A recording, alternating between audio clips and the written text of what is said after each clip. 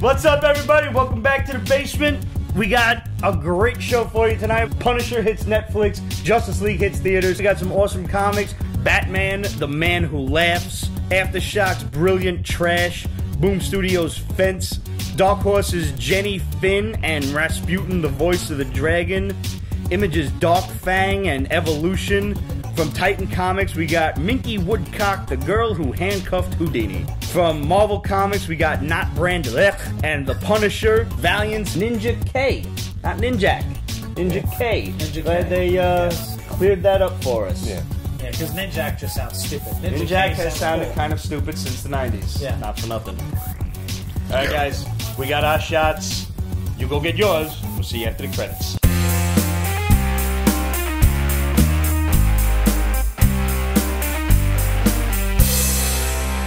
Justice League has hit theaters. There's a couple of theaters that have it now. From what we've heard from a few people, it's good. Even it's not going to be met with the great fanfare that Thor Ragnarok was, obviously. Right. Because they were just people who hate DC. And I don't know why. I did not like Batman versus Superman. That right. I'm still not can't trying to make make any. To watch it. You never seen it? Ever? Ever. It's worth watching. I'll tell you that much. Okay. The Ultimate Edition. Right. Which makes slightly more sense. Which is basically kind of like the Richard Donner cut of Superman. Yeah, basically. So. But I didn't like it, and I make no qualms about it. And there are people out there who hate on me for that. I don't give a fuck because your opinion doesn't matter to me. But that doesn't mean I want DC to fail and I want Marvel to win. I'm not getting paid. They ain't cutting me no fucking paycheck, so I don't care. Yeah, you know? Like, I mean, yes, there is a competition, but a little healthy competition's fine. Oh yeah, absolutely. But the thing is like, I mean, I don't want to see DC fail either. Because once one starts to fail, that is the weak link in the entire chain. That is the kink in the glass of the windshield of comicdom. Right. Right. You know, you like that shit? That was like some Darkwing Duck level fucking analogy right there. You ever did Darkwing Duck for Christmas? No. Wait, Darkwing Duck for Christmas? You mean Halloween, yeah. No. I did Roger Rabbit, though, so I have been an amorphous creature, but I would do Darkwing Duck. It's the grappling gun. Hell yeah, that fucking big-ass 10-gallon hat. 10-gallon fedora. Yeah. Yeah. You have given me food for thought, sir. What about Gizmo Duck? I mean, I can't unicycle, bro. I'm lucky I can still ride a bike. That's true. Gizmo Duck is probably out of the question. Just gonna say. But I find that if you do ride a unicycle and you have never dressed up as Gizmo Duck, you are wasting your potential. You're Darkwing. Tommy could be Launchpad. Tommy's definitely Launchpad. There's no question about that. Yeah, definitely. I mean, just from the height difference alone, it's got to happen. Mechanical Shadows is saying that we make his ass Darkwing and I'm Negaduck. Ooh. You could be Stegmont. No. Come on, man. The Justice Ducks. I'm not a duck. I used to be. Oh, Jesus. There we go. Yeah. Well, you know what? Some people have told me that I look good in purple. So. Well, purple's a great color, man. It is. I love purple. One of my favorite colors, actually. It's the color of royalty, so there you go. So hopefully Justice League is good. I'm going to get there this weekend, I figure. You're not going until Wednesday. Yeah. This is odd for you, because you're usually like day after kind of guy. I'll go maybe Black Friday if I have the cash. If not, it'll have to wait until after I come home. All right. But Mechanical Shadows was saying that there's a lot of fun Easter eggs throughout the movie, and the after-credit scenes are dope. Which I think we can all thank Joss Whedon for. Hell yeah. Because Zack Snyder was completely against after-credit scenes. Oh, yeah, absolutely. So I think this is going to be the first DC movie in the DCU or the DCEU, whatever the fuck it's called. By the way, speaking of the after-credit scenes, and I don't want to know now, I don't want to hear spoilers, on the air or nothing, so resist the temptation, please. But did y'all catch the, Pete's Basement special report at the end of last week's broadcast, at the end of the YouTube episode? Where I forgot one of the bombs from the shadow, so I went back downstairs and I did my best Chuck Woolery. This is a Pete's Basement special report, and I tacked it on the end. If you haven't seen that, go see it, because it involves a post-credit scene for Justice League, and you can feel free to comment if you have seen the movie and then you have seen the PB special report whether or not I'm right. I would like to know. There. You can just say you're right, or you're wrong, or you're an asshole, and we hate you and we hope you die. Either one is fine. Have you gotten any messages like that? Before, sure. Yeah. There are people who very strongly disagree with things that I say. Yeah. Vehemently. That's good though. That's good though. Because keeps me on my toes, and it gives me somebody to fight with. Punisher is on Netflix as of 3 a.m. for us East Coasters, and midnight for you guys on the West Side. You stay up that late? Hell yeah. I stay up that late anyway. Well, true. I never sleep. They don't let me. So I might as well be constructive with my time. I mean, I do too, but I work from home, so... I have to get at least one episode in tonight before I go to work tomorrow. Fair enough. All right. So, and I'm hearing that all of the critics are loving this series. They say it's dark as shit, it's violent, it is not for kids, and it's the best MCU outing to date. So speaking of Frank, this week saw the premiere of the Punisher Legacy comic number 218. I picked up both covers. Well, you can't see the motherfucker unless you're in direct overhead light. The lenticular is way too lenticuled. But if you open the fucker up, you get the cover. Okay. Like the new cover. Which is cool. They are cool covers. They are, and I love homages to, old school shit. This is a fun read.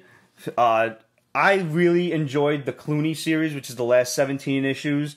It was violent as hell. As far as I was concerned, it was Punisher Max without actually having the Max label. It just didn't have nudity and straight out cursing. They, they bleeped the shit out. Okay. But it was bloody as hell, which is what Frank needs. It was no... I loved... Sorry, really quick. I loved back in the 80s and 90s when they actually did that. They would add in expletives and bleep them out, basically. I have no problem with that. You don't really see comic books do that anymore. Well, yeah, because they're either printing them or they... or they just say, don't print it. Shit like that, though, with the Punisher... That's fine, but don't do that in a Spider-Man book. Right. Don't make Spidey say something bleep unless it's a villain. Unless it's a villain or like a gangster henchman or some shit like that. But I don't need the Scorpion cursing his head off. That's unnecessary. Yeah, completely unnecessary, and I agree with you. Yeah. I like this book. I like the fact that I'm becoming more and more accepting of Nick Fury Jr. Really? Because they're actually calling him Jr. They're not trying to make it like he's Nick Fury. Even Punisher very sarcastically addresses him as Junior. And I'm alright with that. As long as we don't forget who his dad is. Yeah. Cool. I had one problem with this book. Now, you know the concept, just in case anybody's not familiar. Nick Fury is having some problems overseas where the Avengers, the S.H.I.E.L.D. shit got shut down. So they took all the weapons. People lost, S.H.I.E.L.D. stuff. A couple of S.H.I.E.L.D. members left the good side and went to the bad side. Right. They flipped. They went fucking merc on them. And now they're, working for warlords in countries. So Frank's getting hired to shut them down. Yeah. And Nick gives him the War Machine armor. He's like, listen, but you got to break into an Air Force. I love the Army joke, by the way. He's like, listen, I'm U.S. Army. You're a Marine. So you can appreciate this. They gave it to the fucking Air Force. I love shit like that because you want to talk about friendly competition? There is that friendly competition between each branch of the military. Yes. So I like that. No disrespect to the Air Force ever meant, not in a book, not from us, nothing. You guys are brave as fuck. Anyway, so Frank gets a hold of the War Machine armor. What do you thought of this? That was my one problem with it. With that? With that? That looks like a fucking deep one out of Lovecraft. That is a terrible, terrible drawing of War Machine. Yeah. Someone should have studied a mech. Yes. Someone should have studied a mech. That looks like he's wearing body armor. Wait, let me get a close look at this because I want to appreciate its shittiness. It wasn't like it was shitty artwork. Throughout the rest of the book, I didn't mind it at all. It wasn't great, but it was, but the artwork is actually all of a sudden, really fucking good. It was just, what happened to you? And I don't know if it was the penciler, the inker, whomever is to blame. Someone is to blame. Yeah. And the next issue, better step your game up. It's a little bit of both, I think. Go study some fucking Iron Man in the 80s. Simple. Speaking of which, this is Jump Unfriendly. Yes, it is. And I like that. Yep. The last series was pretty self-contained, you know? Yeah. But it doesn't mention anything that happened in the last series. Not at all. But Frank's very easy that way. Mm-hmm. He's going on. It's a new story of killing thugs. I do not want supervillains. You can mention supervillains, like they mentioned Doctor Doom. Yeah. They mentioned maybe one or two other people, whatever. I I don't need him fighting fucking criminal supervillains. I want him fighting hardened criminals and blowing their heads off. Or rogue secret agents. Either way, expendable motherfuckers. Yes. That's who Frank needs to fight. And that's who I'm hoping to see But now in that the he's Netflix superpowered. I don't care. Let him blow everybody away. I don't care if he's fighting guys in, was it the Mandroid armor or whatever? Yeah. Or if he's fighting Mandroid robot. I don't even know if they're robots or dudes in armor. Yeah. Whatever they are. I don't care. I think it would be kind of cool if the Punisher can basically just call in the War Machine armor the way Tony Stark does. If Give him time. Only if he needs it. He only just put it on, and at the end, Fury was like, but the only condition is when the job is done, you got to give it back. And Frank's flying off in the armor is like, fuck that. He can curse. Frank can curse. Yeah. That's fine. Was basically that's almost like Rhodey in Iron Man 2 going, wasn't a question, and he flies off with the suit. It's just like if you're gonna give me this kind of tech, you're not gonna fucking get it back. It's on permanent loan. Yeah, exactly. All right. So this is the book I was waiting for weeks. Yes, you were. The Batman Who Laughs. This is basically Batman's greatest fear. Is what would happen if he became the Joker. Did you read this? Yeah. What'd you think? Awesome. So good. Fucking dope. Man. Fucking dope. I had one problem. One at all. And it was just like a minor little thing. You know the Robins that he's got on a leash a la Michonne? Yes. How'd he get on a leash if he blew them away? They didn't explain that. Like, Joker serum keeping him alive? What's going on? You explained everything else. And you explained I'm thinking the ammunition was laced with the gas. All right. Whatever. But tell me that. Something. Yeah. Because James Tynion the Fourth. That's a serious name, bro. Okay, so I'm getting the impression, and correct me if I'm wrong, that the Batman Joker hybrid is Barbatos. No, it's we don't know who Barbatos is. Okay, so we've never seen him, but we've always seen he's got him. that hood. Yeah. We've only seen him. All of the Batmen, the evil dark Batmen, are Batmen mixed with different members of the JLA. No, I get this that. is. But it the seems ultimate turn of Batman. It seems Batman. like he is the vanguard. He is the leader. He is the leader of them, but Barbatos is his leader. Right. So we haven't seen him yet. So I've, because I've only been reading a few here and there, I was under the impression that was No. Okay. The guy that shows up all like Hunched scrunched over with the like spikes coming at that's Barbatos. Gotcha. Okay. So in this, I like the fact that the writer, James Tynion IV, he explains shit without getting too technical. Yeah. Like, I don't need... If you don't know science, don't science at me. When he's like... Spoiler alert. Batman finally snaps the Joker's neck. He has no choice because he's killing kids and everything. He's blowing up Gotham. There's some sort of chemical that is released when his heart stops beating, and it infects only one person. That's the person closest to him. Happens to be Batman.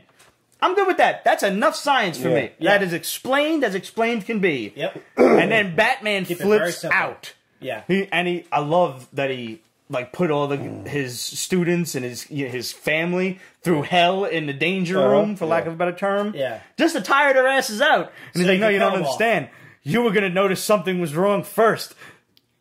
So I had to do something else. Yeah. Oh, man, it was so good. And then when he did the Superman. And it just, it just goes to show you how fucked you would be if Batman flipped out. Yeah. That is pretty much... There isn't a single disciple that he has that would ever be able to anticipate that happening. That was the theme of all of these books. Yeah. Red Death, I thought, was my favorite. Still, because I'm a huge Flash fan. Yeah. But, I mean, all of those were great. Devastator was great. I think Drowned was the weakest one. Yes. Yeah, I agree. Yeah. Just because they just tried to gender flip it and it just fell flat on its face. Not that it couldn't be attempted, but it was just poorly written. Yo, the rest of the Dark Multiverse, that's a sick-ass splash page. Yeah. Flash is a giant spider. He's a giant spider. Flash is a giant spider. Good. Was that Super Mongol, Super Darkseid? So I don't even know. We got a dead ass fucking Green Lantern. That is Super Parasite right there. Necklace, yeah. Cheetah is Wonder Woman. Yeah, dude. It's Aquaman has a crab arm. I mean, it's just whatever. There are world of Elseworlds that could go on. This can go one of two ways. It'll be resolved before the Dark Multiverse gets there. It's going to have to. It's going to have to. It's going to be one of those like it's going to be another universe resetting. See, this is still ongoing. Number 4 comes out next week, right? And I don't know how long it's going for. And we're in November. When is this Doomsday Clock going to start? It's got to start next week. Did you make your haul yet? No. All right. Ramon always beats me to the haul. This motherfucker sends me the shit on like Friday, Saturday. I'm surprised I don't have it yet. But if you guys have not subscribed to the haul yet, go on peachbasement.com in the upper right-hand corner, and you see HAUL, or you can go on peachbasement.com/the haul / / used to call it /, but I know better now. And subscribe so you can see what me and Ramon are buying each week. So just in case there's a book that you want us to review that you don't see on the list, let us know, and we'll be happy to pick it up. Also, if you're an indie writer, artist, publisher, whatever, drop us a line at questions@peachbasement.com. Let us know you got a book out, and we'll be more than happy to go and check it out. So, before we kick off the rest of this week's books, let's mention a quick Kickstarter. Mark Poulton, who is the author of Pizza Tree, which was the children's book about the evil pineapple, that we interviewed during Comic-Con. That interview is popping up tomorrow, by the way, so make sure you go and check that out on the regular Peach Basement YouTube, and you can find it on peachbasement.com as well. He's got a new Kickstarter out for a book called Squirt. Yes, I know. I know. But it involves a little kid in high school. He's the smallest kid in the school, so they call him Squirt. Okay. And basically, this is kind of a happy-go-lucky mix of the Guyver and Boy Meets World, if you will. Like, the kid's getting picked on and everything, and all of a sudden this alien armor welds itself to his chest, just like Sho Fukumachi. And he can command the armor, and he does not decide that he wants to be a superhero, at least not at first. What does he go do? What would any of us do in this situation? I'm going to go beat the shit out of the bully that's been bothering me for the last fucking 10 years. Sounds about right. Yeah. So this book is already going to print at this point. It's already going to be published. So now you can just kick in at the best time possible. There are great rewards out there. The Kickstarter is definitely going to, see fruition. The book is going to come out. So Kate says they're about 30% funded as of today. And it's like still 3 weeks left to go. Which is awesome. So I haven't even kicked in on it yet. They're in good shape. But it's very few reward tiers, so it's pretty easy to choose. You get, a copy of the book, a digital copy of the book, and then I think it's like the $50 tier, you get an original sketch. Ooh. So sweet. You get in the graphic novel, which is probably going to retail for about $15. You get in the PDF, so you can just read it on your iPad or your phone or however you please. Which is awesome. And you get an original sketch to hang up. So how do you beat that? Yeah, you really can't. So it's like a little dick. You can't beat it. I'm not touching that. That's what she said. No more Jameson for that man. Oh, please. I have not yet begun to whiskey. Fair enough. So go and check that out and open your wallets to your credit card page if you can and kick in on that. I'm sure Mark will be. Kate says t-shirt at the $75 level. I can't, yo. I can't. Stop it. Stop it. Well, you do need Stop spending his money. I do need more. Okay, so now since we brought that up, let's go talk about that for a second. Hopefully you guys were with us last Saturday when we were talking about we were doing the segment for the Pete's t-shirts. We were upstairs in the Pete's penthouse. We were counting them out of my closet, and the final count was 237 t-shirts. By the way, I found out a new way to fold t-shirts because I had to put all the motherfuckers back in the closet. You did it already? I did it already. I was surprised. So you didn't watch the video? You lived it, so you didn't have to watch it? Pretty much. All right, fair enough. I guess I get that. But at the end, despite like maybe one or two little outtakes, there's a photo of the closet, and it says all cleaned up. And I figured out a new way to organize and separate everything, so I actually do have more room for comic book t-shirts. Oh, boy. I have no more room for Ralph Lauren, but I really don't think I can because I think I've exhausted all the possible colors that I can wear. Yeah. But I now have plenty more room for comic book t-shirts. And, as a suggestion from my boy Tommy, if I got 237 now, I should probably just go headstrong to 365 and have one for every day of the year. Yeah. I really can't argue that point. No, you can't. So, You're more than halfway there. You're almost 3/4. We need 100 T-shirts. Yeah. I could probably pull that off on like 80stees.com in a heartbeat. You could. And put myself in a poorhouse, but still, I'll have a year's worth of T-shirts. And the winner of the T-shirt contest goes to Instagrammer Blastoman Freddy, who said 234 T-shirts. Damn. So Blastoman Freddy, hopefully you're watching this now, and if you're not, we'll get in touch with you. 234. 234. Probably just a pure luck guess. Yep. So, dude, send us your Absolute address. Says everybody sent Pete a shirt, and Kate said between Ramona and I, we're gonna put Pete in the poorhouse. This We'll spend your money son of for a you. bitch every goddamn time. It's like, hey, buy this, and it's a T-shirt. Yeah. It's like, God damn it! So, Blastoman, in honor of Justice League coming out, we're gonna send you Virtue and Vice, the Justice League and JSA crossover hardcover graphic novel. So, send us your address, and we'll get that sent out to you lickety split like. And thanks for playing. Thanks for guessing. It was a lot of fun. And maybe we can do something like that again. By the way, speaking of contests, here's a quick reminder. We never got a winner to that J. Scott Campbell contest for the Marvel Legacy book. Apparently nobody knows what was J. Scott Campbell's very first published work. Send us your answers to questions@petesbasement.com and we'll send you a copy of the J. Scott Campbell Midtown Comics variant cover for Marvel Legacy #1. We Which, ain't gonna by the pick way, a winner we're until 2 you months in. guess it correctly. I think, and we haven't seen #2, have we? Not that I know of. Not that I know of. When did it come out? Something like a month, at least a month and a half Is it ago. supposed to be number 2? I believe. I thought it was like 8 issues. I don't know. Now I'm confused. Yeah. It was a one shot? Could it be? Yeah. Maybe. Yeah. I don't know. It might be. Wait a minute. I need a drink. probably Marvel gonna be makes a my mini. head hurt. Yeah. Now Sean Kadur says it's an event. So yeah, they're late. I'm They're late. yeah, well, that's nothing new. Well, yeah. But nonetheless, I'm still surprised every fucking time. Because this was supposed to be Marvel's, like, you know. We're back on track. Yeah. Right. Clearly not, guys. Well, I mean, Well, with artists and honestly, writers dropping left and right, and yet we're keeping Dan you Slott. have that going on, but also like everybody's focused on Thor Ragnarok and the Punisher, so it's like I don't really care. Yeah. But once that wears off, which will happen in a week, where's the fucking book? Like, come on, guys. You know Chandler Rice? Chandler Rice, of course I know Chandler Rice. He says, "Stay loose, man. We will be back in New York the second weekend of December. Take it easy." Oh man, what are you coming in for the Long Island shit? Oh man, I'm probably be I'm out there still that pissed Sunday. I missed that. Yeah, man. Well, I'll give Gal Gadot your regards. Please do. Yeah. And send me, if you can sneak a. We don't have bail loan money. photo. Come on, man. I just want to hug her leg for like a second. Yeah, bail money.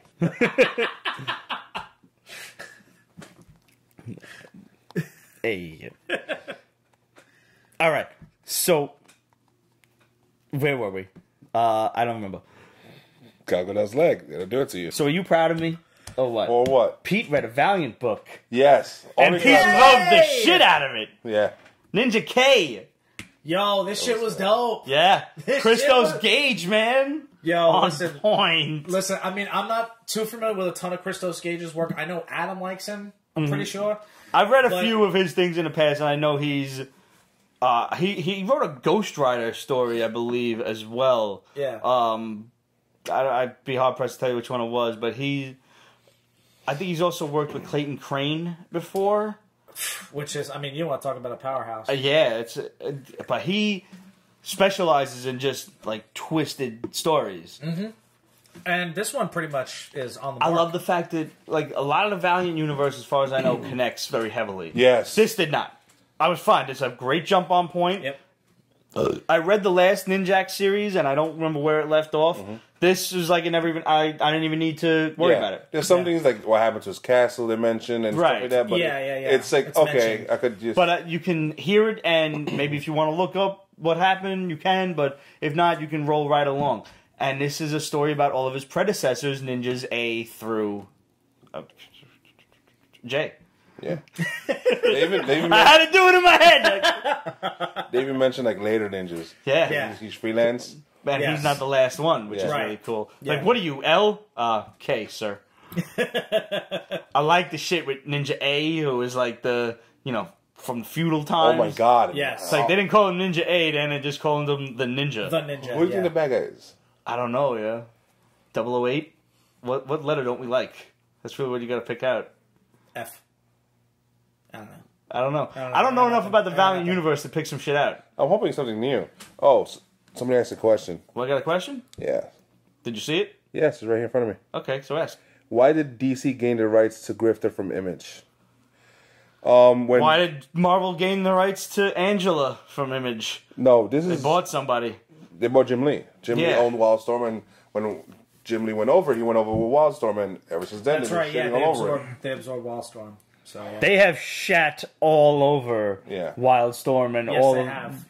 Wildstorm Yes, was they the have. name of the team as well. Wildcats. Wildcats. But wasn't there a Wildstorm team as well, or was it just a title? I remember that being a title. I think there was, but that could have been just like a special book or something like that. Wildcats was Grifter and the dude that looked like Wolverine, Dark Claw or some shit. Oh Jesus!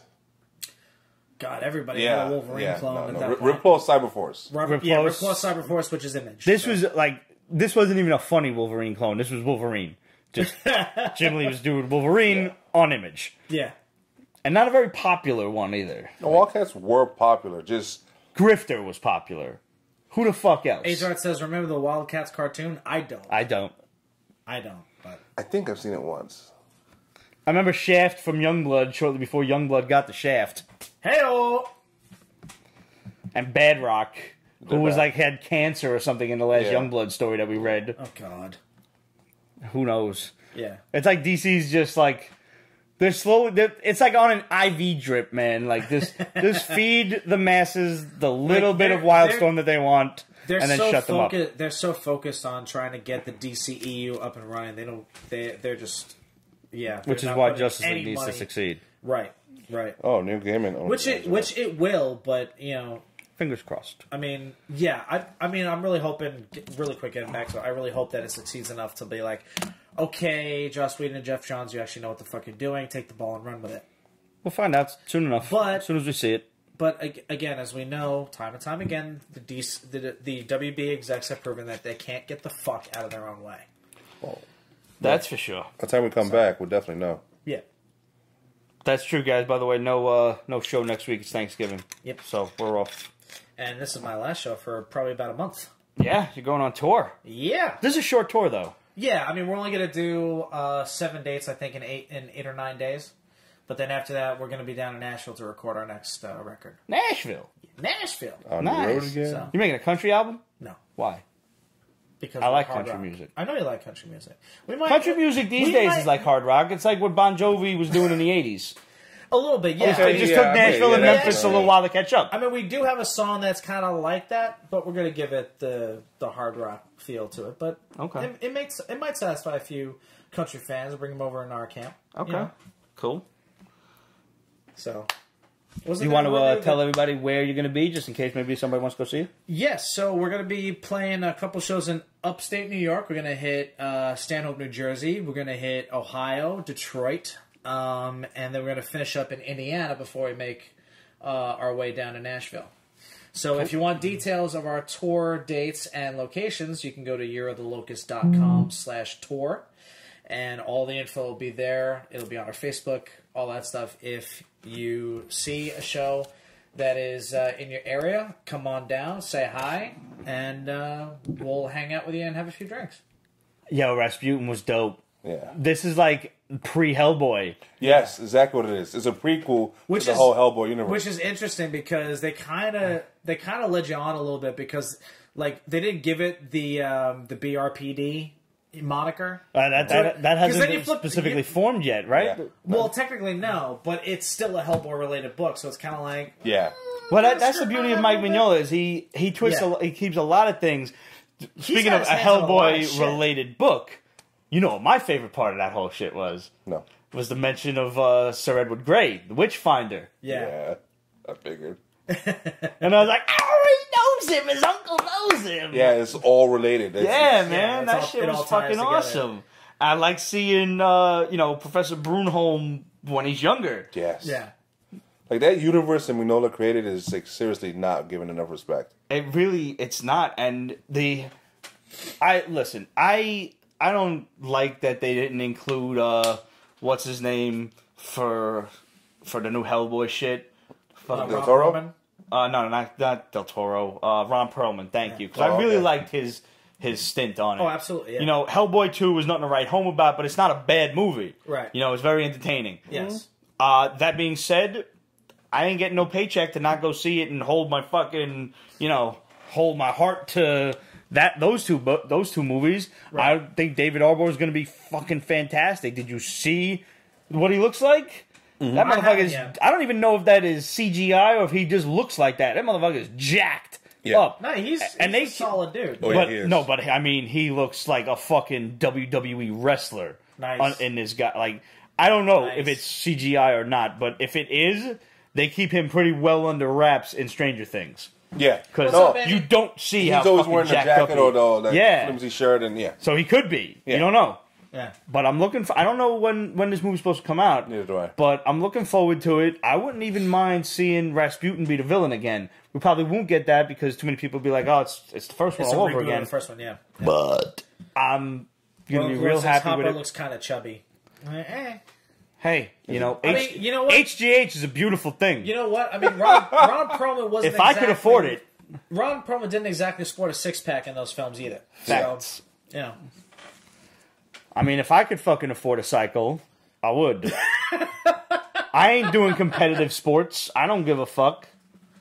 What? Oh, my God. That's the only time I'm going to say somebody should not do steroids if they want to, is if you're competing, get off either everybody does or nobody does. Yeah. That's the only way to make it fair. Yep. By bringing a knife to a gunfight. Unless you're the Punisher. Unless you're the Punisher, in which case I really want one of them shooting knives. I know you do. I know you got a line on one of them. You're Puerto Rican. You got to have one. Anyway, Rasputin was really, really good. Yeah. I mean, all of the Hellboy shit is just really good. Yeah. But BPRD... It's going to be really interesting to see where this goes, because it doesn't really reveal a whole hell of a lot. Not yet, no. It's like 5 issues. I mean, it's a ton of setup with no direction in where the story's going. It's a ton of setup for like the beginning of Hitler and his association with the Thule Society, which is 100% true. Google that. Because Mike Mignola does his homework. And it literally all is, this is going to culminate with Hellboy coming to Earth. This is what they're gathering everybody for, I think. Yeah. They do, like, half of it is coming into that, and then, like, he's still alive. And the other half is like what happens afterwards and like that. I mean, I am fine with reading 12 issues of this. I don't care. Like, this is when it comes to like the Hellboy mythos, go ahead with it, because the BPRD shit, as much as they are little one shots, they all do interconnect, and it's still one big story. But Dark Horse has a way of just treating you to 2 issues here, 4 issues there that you can just pick up, read, be happy, and be done with it if that's all you want. Yeah. But there is one big, overarching, let's call it a season. Yeah. For when was the last time we actually got a new Hell? And by new, I mean like in the modern age. Story. That was like he went to hell and then he came back and then I don't know. Or did he not come back from? I don't think so. That was the last I saw. He kind of embraced hell and just he's dead. Okay. But I could be wrong. I thought there was like one after that, but I'm enjoying the Hellboy as a teenager being like kind of a goofy jerk. That was that Hellboy where he's on the pirate ship? Gary Gianni. Yeah, he's that art. Oh. Yo, that was ridiculous. We interviewed Gary Gianni in an audio-only NYCC interview last year in 2016, and I covered that shit painstakingly with just slate after slate after slate of pencils. Just nothing but amazing-ass artwork. That young man could draw. Go and find that shit. Search Gary Gianni. It's Giani, if I'm not mistaken. Pete's Basement, NYCC. You'll find it on our site. And go watch that, if only because I put hours, let me tell you, hours into a 5-minute interview. Do you know how hard it is to cover 15 seconds tops? Because you can't have an image just sitting there boring the shit out of your viewers for a minute. You have to you got to interchange shit, man. You got to make what he's talking about relevant to what people are seeing on the screen. You know how fucking hard that is? That shit took hours to find the image, put the shit on Final Cut, edit the motherfucker with the cropping and the fucking trimming and the time frames. And go watch it. You owe me. Okay, 2 things. One, Yeah? Arredondo I'm Prime good. says, I want a Hellboy Spawn Batman crossover. That would be sick. I'll settle for Hellboy Spawn. Yeah. Yeah, Hellboy Spawn is sick Hell enough on its yeah. own. Throw Batman into the mix and now you got a party. Why has that never happened, Todd McFarlane? Seriously. Get on your shit. And, we got another? No, something I was going to say, but I totally forgot. I have that effect on people. Yeah, you do. I'm sorry. Yo, what's up with Jenny Finn, man? This is volume 3? I don't remember this book. I didn't know it was volume 3. Go you for reading that. This is This awesome. is awesome, but it's weird, and the drawing of it, the growing fish on your face. Oh, it was very like Gross me the Witchfinder, hell Innsmouth out. kind of. It's Lovecraftian. yes. This So, is you some know, weird ass shit. This is some like. But I don't This rem- is my first foray into Jenny Finn. Yeah, me Period. too. Yeah, So I'm but just that's like- the point I'm making. Is we've been at this for 10 years. Where was this book? I don't remember this book. Yeah. Does anybody out there know of Jenny Finn's volume 1 and 2? I mean, obviously I could probably Google this, but I'm not. I'm going to ask you guys. And that's like what I do. I have other people Google shit for me. Half of it's laziness. Half of it is I think I might get the wrong info. But Fair enough. in 10 years, we have prided ourselves on trying to read all of the newest issues, all the number ones and Yes. everything, let you guys know what's good, what's not. And Especially for a major company like Dark Horse. right. Yeah. And we've almost always loved Dark Horse stuff. Like, within all of the comics industry, like the comic companies, I think the two that have I'm with you the there, Andy. highest, Likes from us. I was going to say approval rating, but Yeah. would be Dark Horse and Aftershock at this point. Yes. And I mean, Aftershock is a fledgling company, so Yeah.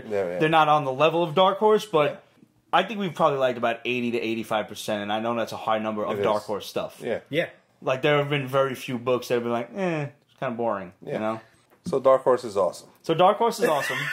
Aftershock's right up there. Yes. And then I think Image, because although Image puts out a lot of stuff that's lot. weird, yeah. like, I still like a lot of Image shit. Yeah, I do too. Yeah. Yeah. It's just Marvel and DC that are kind of basura. Yeah, they're disappointing us. It's basura, B. And you know, I ain't even. this is I what, haven't been to your this is the school. best part. Is Pete and I didn't even go to high school together, but he knows that joke just from being around me too Yeah, long. absolutely, and it's too good not to use it. My old high school cartooning teacher was named Mr.Frank. And if he's watching, Frank, I wish I wouldn't have been such an asshole, and I wish I would have listened to you back then, because the man could draw his ass off. Yeah. The man could draw dinosaurs like I'm pretty sure he had a time machine. Seriously. Nice. And he used to have what we called the white sorcerer staff. It was one of them, like the chalk thing with the chalk on the end, you know, so teachers could do title's that yours, shit. yeah. He used to bang it on the desk when we would be doing something stupid and like talking and not drawing or something like that. And he'd be like, "What is this shit, B? That's basura. Hook it up, yo." He was like a 60-year-old Argentinian Jew. That is that. He was amazing. All the specs are that way. See, I had This man had like a white-haired... Yo, you know what he had hair like? I'm sorry to cut you off, but That's for okay. real... It's okay. Remember Egon from the Ghostbusters Yeah. cartoon with that Yeah, little the twirl? Buffon thing. Yeah, with the yeah. twirl! Yeah. the quaff. There's people out there watching on Facebook that I went to high school with that know exactly what I'm talking about. Mikael, Diego, Vinny, I'm looking at all of you bastards. Dexter, Arlene, I think, remembers Mr. Frank. Amy, if you can make top hats, I will wear one on stage with You're the Locust. I'm telling you right now, I'll fucking do it. Her top hats are pretty freaking Her awesome. top hats is Yeah, they're legit. ridiculous. They're Yeah. legit. CJ says Listen, Frank's was I follow Gandalf her and Andy. Instagram. I've seen her costuming tutorials. I've seen, like the makeup tutorials she posts. Yeah, we all This girl's subscribe to legit. your YouTube, by the way. This Go, girl's if you legit. guys out there want to know about costumes and stuff, go and check out Mad Monk Costumes on YouTube. I believe that's it. Daniel From- Blank By the way, says- Sean, a fez What's will probably cover up my bald spot. That's about it. So Daniel Blank says, I'd like to remind the basement crews, Wells Farm is a thing in New York. They have pigs in case you ever need to dispose of something. A la Deadwood. You haven't seen Deadwood. I've watched an episode or two. I've My seen old man Snatch. is big time into Oh, okay. that show. So, I know that, never trust somebody who has a pig farm. Do you know who I am? I do. Best part of the fucking movie, and that's a great movie. It is. I still have yet to watch that movie. Dude, Snatch is great, man. Brad Pitt is awesome in that. That's what I've heard. And I don't say that shit too often. About Brad Pitt? About Brad Pitt. There are, like, terribly few movies that I will say, yo, Brad Pitt was the fucking man in that. That's one of them. Got no choice. I mean, he was pretty much the man in Interview with a Vampire, too. Yeah, but that... Yeah. He was no Tom Cruise, but he was the man. And he tried to fuck over Tom Cruise. I'm pretty sure he had a small part in True Romance. Oh, in the movie? I thought you meant in person. No, I've seen Interview with a Vampire. No, like behind the scenes. I never met him in the person. He could be a douchebag. First of all, he probably is a douchebag because he was stupid enough to leave Jennifer Aniston, who at 50-something is still ridiculously hot. And I'm sorry, Angelina has lost a step or two. Bad choice, Brad. And now you got 17 kids to sponge off of your millions. Not that many. I'm just saying, if he was with Jennifer, there'd be 2. There's rumors he's back with her. Well, that would probably be a smart thing, but Jennifer, I'd be disappointed in you. First of all, I've been, like, just waiting for you here. For the love of mercy. I'm gonna voice a slightly unpopular opinion. I never careful with your words. No, listen, well, okay, I'll put it this way. You can have her. I don't understand you. I think she's attractive. I just don't see the... Where did we find her? Where did you find her? Okay, this is the thing. She's beautiful, there's but levels. I don't find her attractive. There's levels. Like, I'm not attracted to her. Who would you rather? Aniston? Hewitt? Don't do that. No, I did it. I did it. Okay, you there's give me that levels. choice, and I'm going J-Love all the way. Yeah, because, I mean, she's had my heart since, like, Trojan War. But then there's also, like, how they look. But, I mean, Jennifer has definitely aged better than Jennifer. Listen, true, but... See what I did there? Most respect for her, I think she's actually a classic beauty. Who? Jennifer Aniston. I think. But, it just... I don't know. Oh, man, I need a drink. Alright, I didn't read this. Tell me about Fence. You bastard, this is your damn book. Yo, it's a Boom Studios #1, man. We gotta read it. No, it was... I didn't put it It's about fencing. Yes, and that's why I didn't put it on my damn list.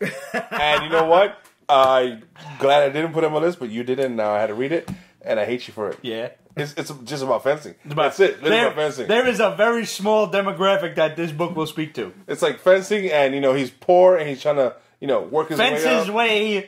Wrong kind of fencing to make yourself rich, by the way, sir. Oh, boy. Yeah. I'm definitely not getting 2. I took fencing in college, Why? I did, because, I wanted to learn how to fence. I thought I was fucking Zorro.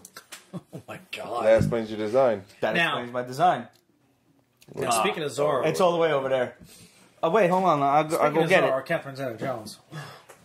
Still gorgeous. Yes. So a couple of the ladies have girl crushes on Sandra Bullock too, and she's another one I can't. She's cute. I just watched Speed the other day. But I'm just like, So back during my stint at Ruby's Costume Company, this was a Zorro sword that I actually fully designed. It's a little dusty. Slightly. Yeah. But the design came out great. It really did.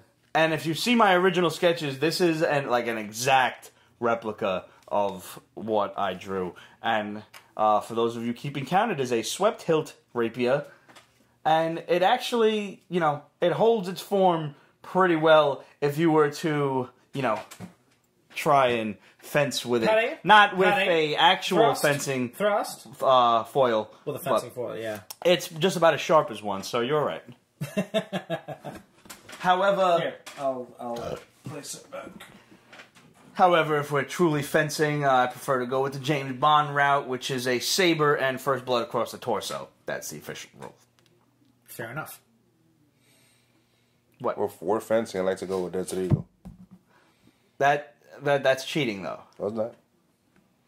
It's bringing a gun to a knife fight. There you go. There's some samurais out there that split bullets with their swords. Not with a fencing sword. Not with a fencing sword, sir. Aftershock's Brilliant Trash from Tim Seeley. Now, we've talked to Tim Seeley before. He's written a bunch of books that we've reviewed, not the least of which is the Masters of the Universe compendium that Dark Horse put out a while back that he wrote with his brother. This was out there, man. Yeah. This is like slight future. Yeah. Like, 4 or 5 years into the future. The way social media and clickbait sites are currently going. This is what we're looking at over the next 15 years. But it's clickbait sites. It's like authors of clickbait sites who are writing ridiculous articles. Like, I love the shit about, but that last article, top 36, I'm writing a top 42. Yeah. They said, like, where are you getting your numbers from? Like, how are you, you know, increments of 5? No? 5s? 5s and zeros? 5s and zeros. I mean, they're just going to increase the number exponentially just because they're like, the bigger the number, the more clicks we'll get. But I mean, first of all, I always look, I am openly I despise clickbait sites. I do, but I am very guilty of clicking on the top 15, this and that, top whatever. Yeah. CBR is insanely guilty of writing that shit. IGN as well, not nearly as much. But and then there were just like I'd those say 9 random. times out of 10, if it's comic book related and it's clickbait, it's CBR. And then there's those other random sites that here's your top 10 celebrities that own a really awesome sports car or whatever, and I'm like, I want to see some awesome sports cars. So I'll click on it. One of the most recent ones I've seen going around was top 15 really fancy classic cars that you can finally get imported to the U.S. I can't afford a single one of those, but I was like, I want to see them. I'm so guilty of all of those fucking sites, but I'm at least proud of myself on this.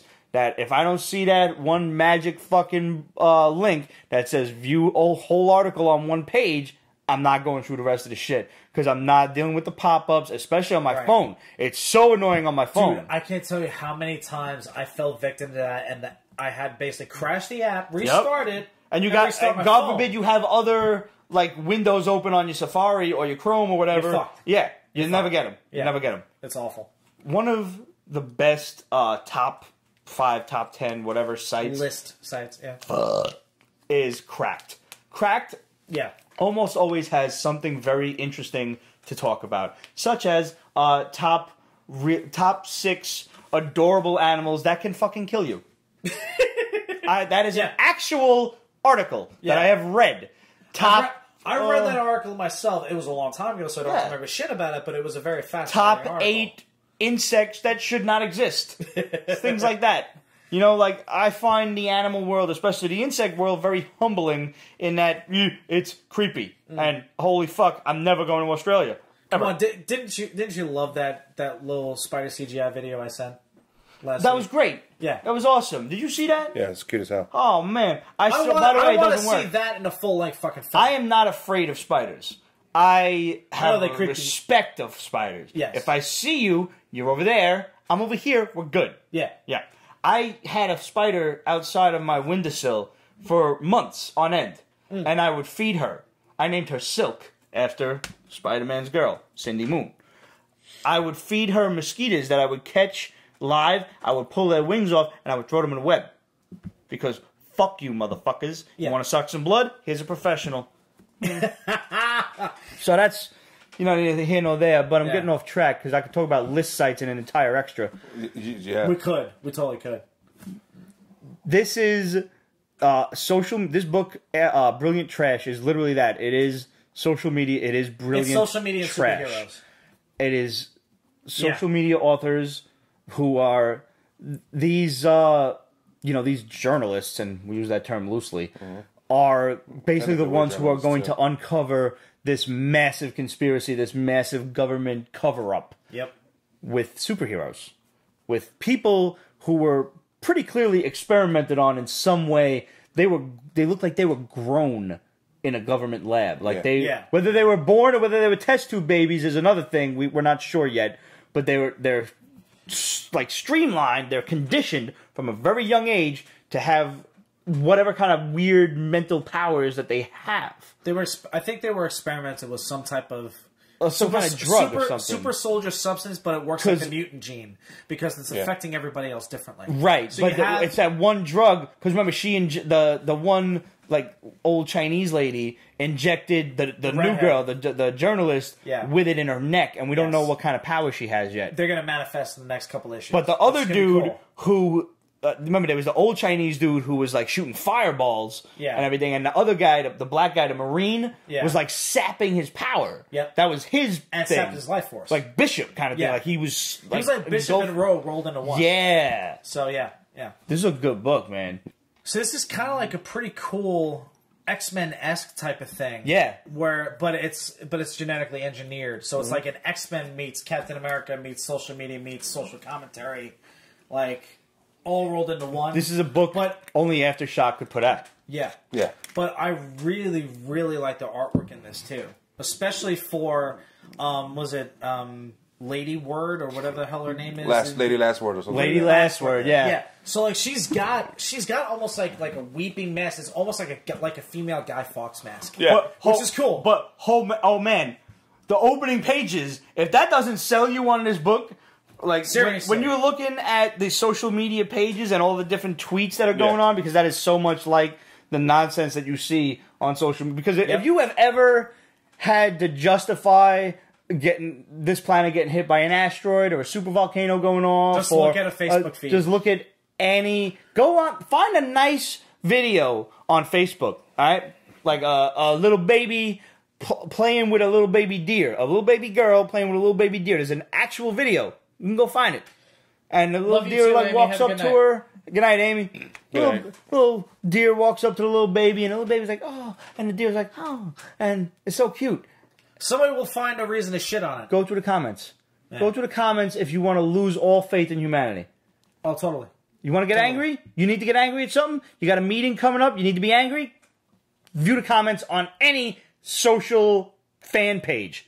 Any one of them. Except Pete's Basement, because we're pretty much all civil. Except for no, but I like to be angry. What was the fucking tagline? Coming for cum? Or something like that? Poor people fuck for their food? Oh my god! Yeah. I see that happening. Yeah, guaranteed. We are so... Dude, it's probably happening right now. Nobody knows about it yet. We are so going headstrong toward a Running Man future. Yes. And honestly, I would watch the shit out of the Running Man. Yeah. I would. It's just too bad that Richard Dawson isn't alive to see it. Yeah. But maybe we could have Arnold Schwarzenegger host the program. If that happens, he has to. Just throwing it out there. Honestly. Just throwing it out there. Honestly. This is a great book. I'm pretty sure that Fox probably already has him under contract in the event it happens. Soon to be Disney. Yeah. Soon to be. So Lord says until you're on it. This might have been my book of the week, honestly. Because it was so out there and it was so engaging, and I was, when I bother to backtrack to make sure that I'm understanding what's going on, like I'm this invested in it, and I'm reading all of those little side blurbs and everything. Yeah, I really dug this one. Evolution was also good. Yes. Yeah. And I was like... Did this remind you a little bit of Eugenic? Just slightly. Yeah. I mean, totally different ball game, totally different content, but still I wish I could have read. You didn't read Eugenic? I missed out on that one. We can get you that one. Evolution is like a couple of different stories going on. Yep. And there's a doctor who examines a kid who has grown gills. Yep. Spoiler alert, kid grew gills. It looks like he got slashed by Wolverine, but there's no blood, there's no pain. And his asthma cleared up. Yep. And I didn't quite understand what was going on with the atmosphere in LA or whatever where he is. That's the environment that caused the evolution. Yeah, but 1,000 years ahead of schedule. Yep. So what's going on? And this other dude who's screaming in German for a nun who has like some sort of weird... He looked like he was right out of the anime Soul Calibur? Kind of, yeah. Got the fucking the glove and the all weird looking eyeballs and stuff. Yeah, he looked like corrupted Siegfried. I sat there with Google Translate. By the way, taking a picture of a comic book doesn't work so well. It doesn't like that. You have to spell it out. I had to type every fucking word balloon out because fuck you, various writers. Fuck you. Instead of putting them little, like, you know, triangular parentheses that say translated from German and put the shit in English. Wanted to actually flex the fact that he can speak German. Yeah, clearly. Like, all right, you're showing off. Big fucking flaming hairy deal. I can speak Brooklyn, bitch. What? What?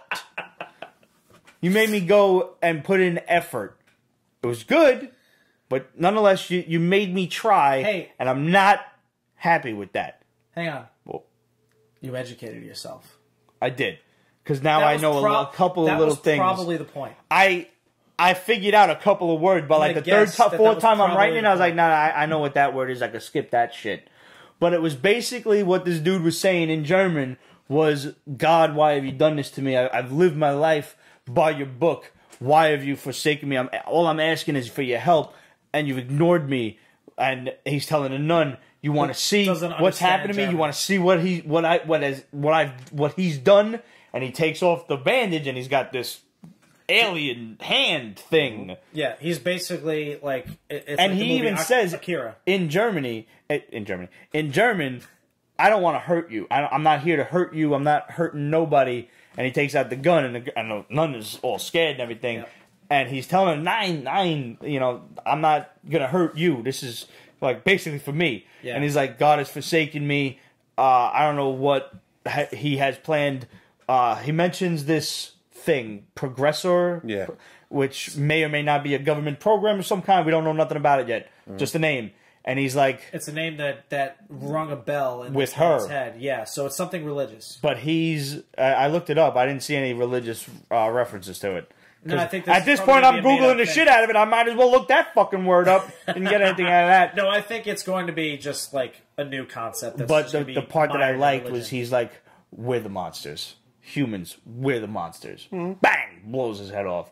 Yeah. I agree with that, Joe. Really well drawn, too. Yes. Like, I was... Yes. I love the artwork in this book. Yeah, I do too. This was a very close second to me for Book of the Week. I love the artwork in this book is gritty as hell. It's detailed. It's the scene in the church. Tell me that wasn't like all sketchy and shit. Like, why am I'm always comparing shit to Alex Mayleave. That was very Alex Mayleave. Absolutely. Yeah. It was Alex Mayleave. A little bit brighter. It was a little bit of Jay Lee in there a little bit because there was a lot of use of light and dark, which is Jay Lee's forte.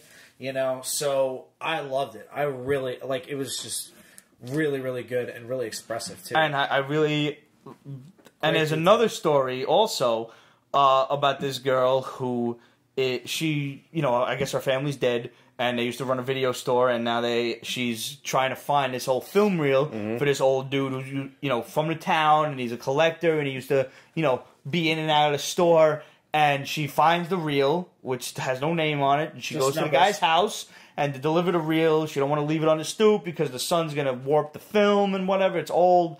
And she goes in the house, and this dude is busy. This old man is busy shotgunning this dude who may or may not be half eel or something to death.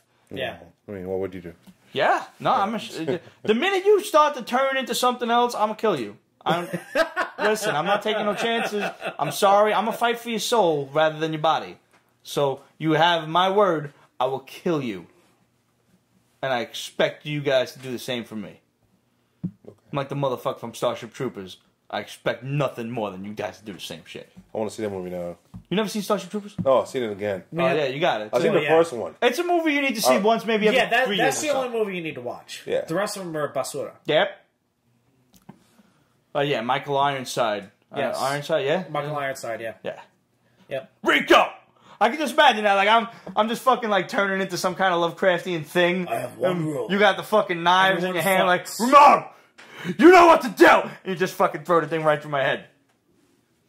I'm counting on you. I'll do it. Alright. Yep. That's Friends. Fucking promise to murder you. Yeah, I'm right there with you. Dina Meyer, hot as fuck. Well, and even Denise Richards. I was a Denise Richards fan, but, I mean, Dina Meyer was cute. Yeah. I didn't pay enough attention to her because Denise Richards' tits were bigger at the time, and I was young and impressionable. But at least Dina Meyer took them out. Took them out! Yeah. Yes. We had to wait for Wild Things. Things. And then she became Oracle in Birds of Prey. I never watched that series. Neither did I, but I heard good things. She was a kind of like a spitting image of Barbara Gordon because she's a natural redhead. Yeah, so that'll cute. do it. So What was Dark Fang? I didn't get a chance to read this. This was like some vampire shit. This But it was was also cool. like political. This was weird, but it was cool. It was, and that's the thing. And the art surprised me. Yeah. I Was it remember good? reading about vampires. Yeah. And that. Yeah, it was Cartoony, but still good. But okay. But still good. And I was a little worried think- about this reading the description because I was I think afraid the it was going to be too color art- political. I think the coloring and the lighting It seemed really very helped vibrant, this. very bright. Yes. Yeah. Especially considering the fact that she's a vampire and she's surrounded by light. You don't see this shit. Yeah. True. Because vampires, obviously... But they it looked very like naturally- kind of bluish too. You know, like Yeah, almost because it's electronic light. So it's Right. not UV light, which doesn't affect vampires. Right. So... It's an interesting take because it's 100 years ago. She's a fisherwoman. She's walking back from the random village. the wharf and stuff, and she gets bitten, but also taken, and to be Dracula's cleaning lady. He has his brides like he does in the book and stuff so like that. she's his fucking maid. Yeah, She becomes his maid. but she gets pissed off, gets back at them, kills This them, is so good! doesn't revert. Like she doesn't lose her powers. Like, Vampire power. Sure. Yeah, she's still a vampire. And after they're all said and done, she decides to just go into the water. And she spends 100 years underwater. Because vampires don't need to breathe. Mm-hmm. And being that deep underwater, the sun doesn't reach you. Right. So you can stay... You can basically stay up all day. She feeds off a fish. She feeds off a fish. She befriends a shark. Just a shark. Just And a shark. something about her connection with jellyfish, like one of them is her dress. Yeah, one of them just becomes a dress for her. Uh-huh. That's so it's that's like- a little trippy. Yeah, it's kind of weird. It's kind of like Fathom meets, just Vampirella. Yeah. Kind of. Okay. So All it's right. like she has this like weird, like you said, she has this like weird affinity for for fish in general. She leaves. She doesn't really that like when like her time spent underwater, like that's all you see about it. I have a feeling they'll probably bring that back in some way, shape, I would or form appreciate that, yeah. in the future, but for right now, it remains She to be leaves seen. the ocean because we're fucking up the ocean. Yes. Oil. It hasn't been officially It's said, but like- we know it's it's oil. oil. It- Yeah. Well, that was in the description. It Yeah. was big oil is fucking up everything. Relic Lord says vampire meets Yellow Submarine on LSD.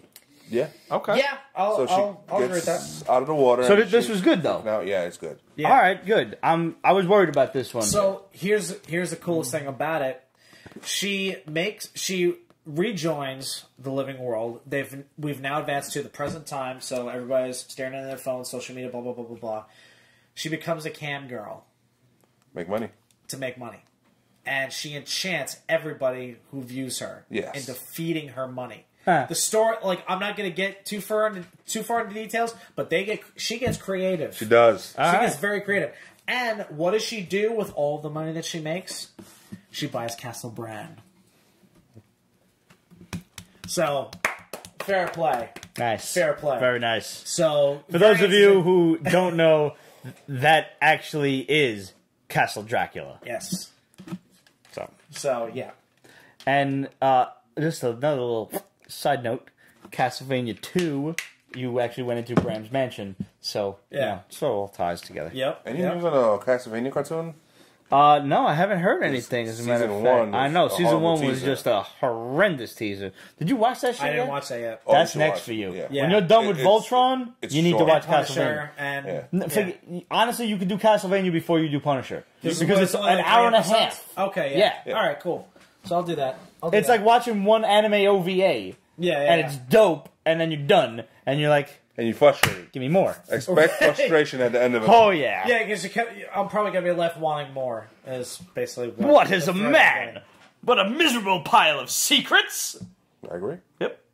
Yep. Fair enough. What's next?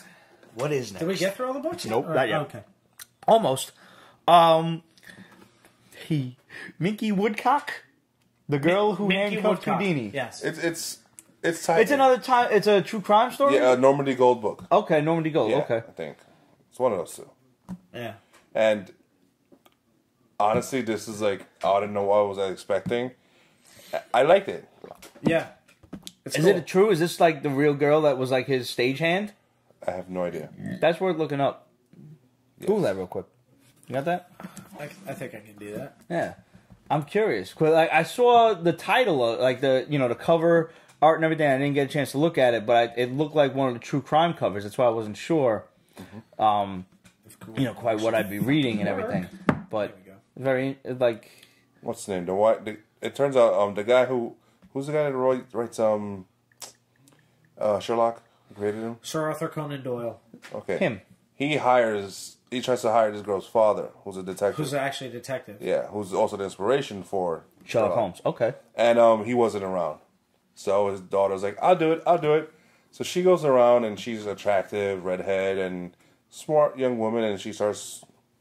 It's like early 1900s, right? She's trying to look into Houdini, because he's anti-spiritualism. The mediums and all that stuff. And she goes to a medium reading and stuff like that, and it's just it is interesting. Which makes total sense because Arthur Conan Doyle creates Sherlock Holmes, whose methodologies are very rooted in scientific fact. Yes. So anything that comes across him as spiritual, like, he vehemently opposes, and I like that about him. See, it's funny. It also makes him a scumbag. Yeah.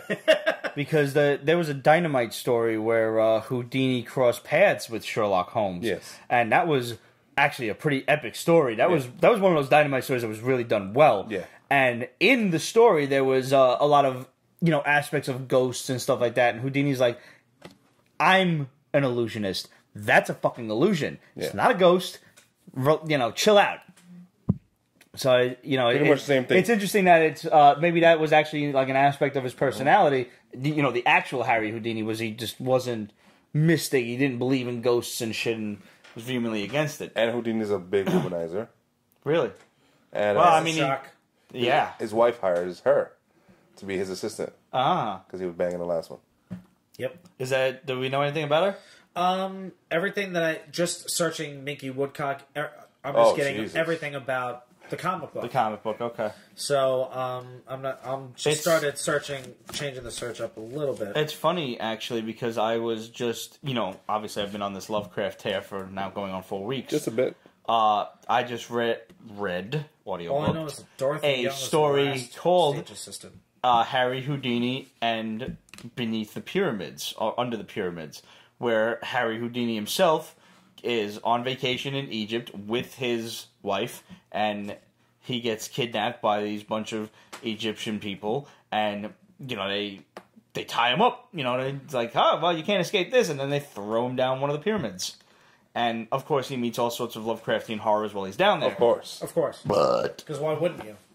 Wouldn't you? It's just this is all happening around the same time frame, and unless I miss my guess, Harry Houdini actually made a little bit of a cameo in the I don't know if it was Action Lab or who was the publisher, but Lovecraft and Tesla, that series that I was reading for a while. Yes, that was great. How fun was that?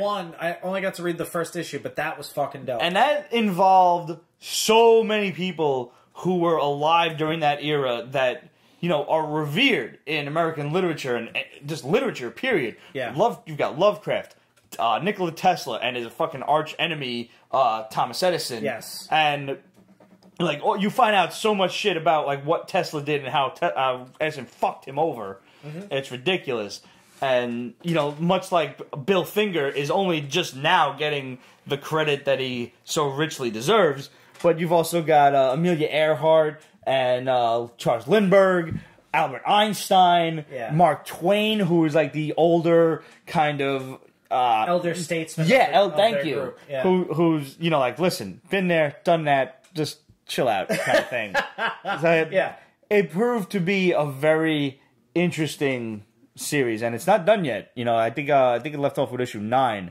Okay, so it's more of an ongoing, or is it like a maxi series? I would call it, because at some point I expect it to end, but I just think it was such a fledgling indie company that maybe they're all on a slight hiatus. And at this point. Hellraiser says Tesla is God, and I'm kind of inclined to agree. Listen, the moment I can afford it, I'm buying a fucking S series.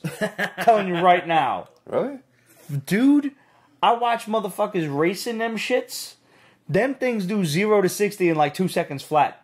And there's nothing to them. There's no engine noise, which is a little disappointing for me. Yeah. But it's electric. This thing is beating. This thing is dusting. Forget beating is not a word.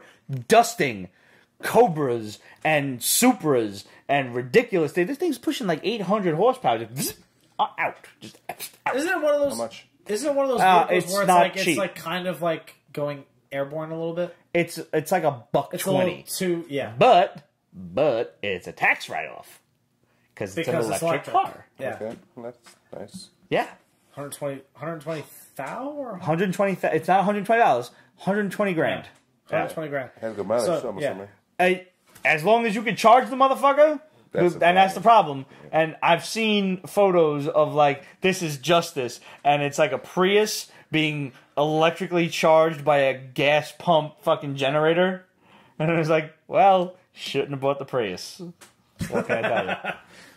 See, I think it would be kind of funny if the charger that they supply you when you buy the car is the Tesla coil. It can. So, I'm sorry. Marvel's not Brand Echh. I didn't read It was kind of ugh. I opened it. You didn't read this? I didn't to read the this. table of contents. I was like, oh no! This is All right, see, this is...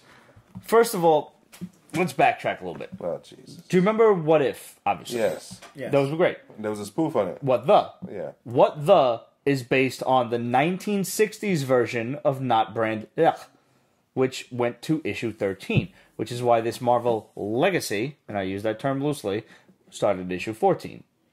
However, in the 60s, and What the was hilarious. Mm-hmm. This, I kind of felt like the person being made fun of was me.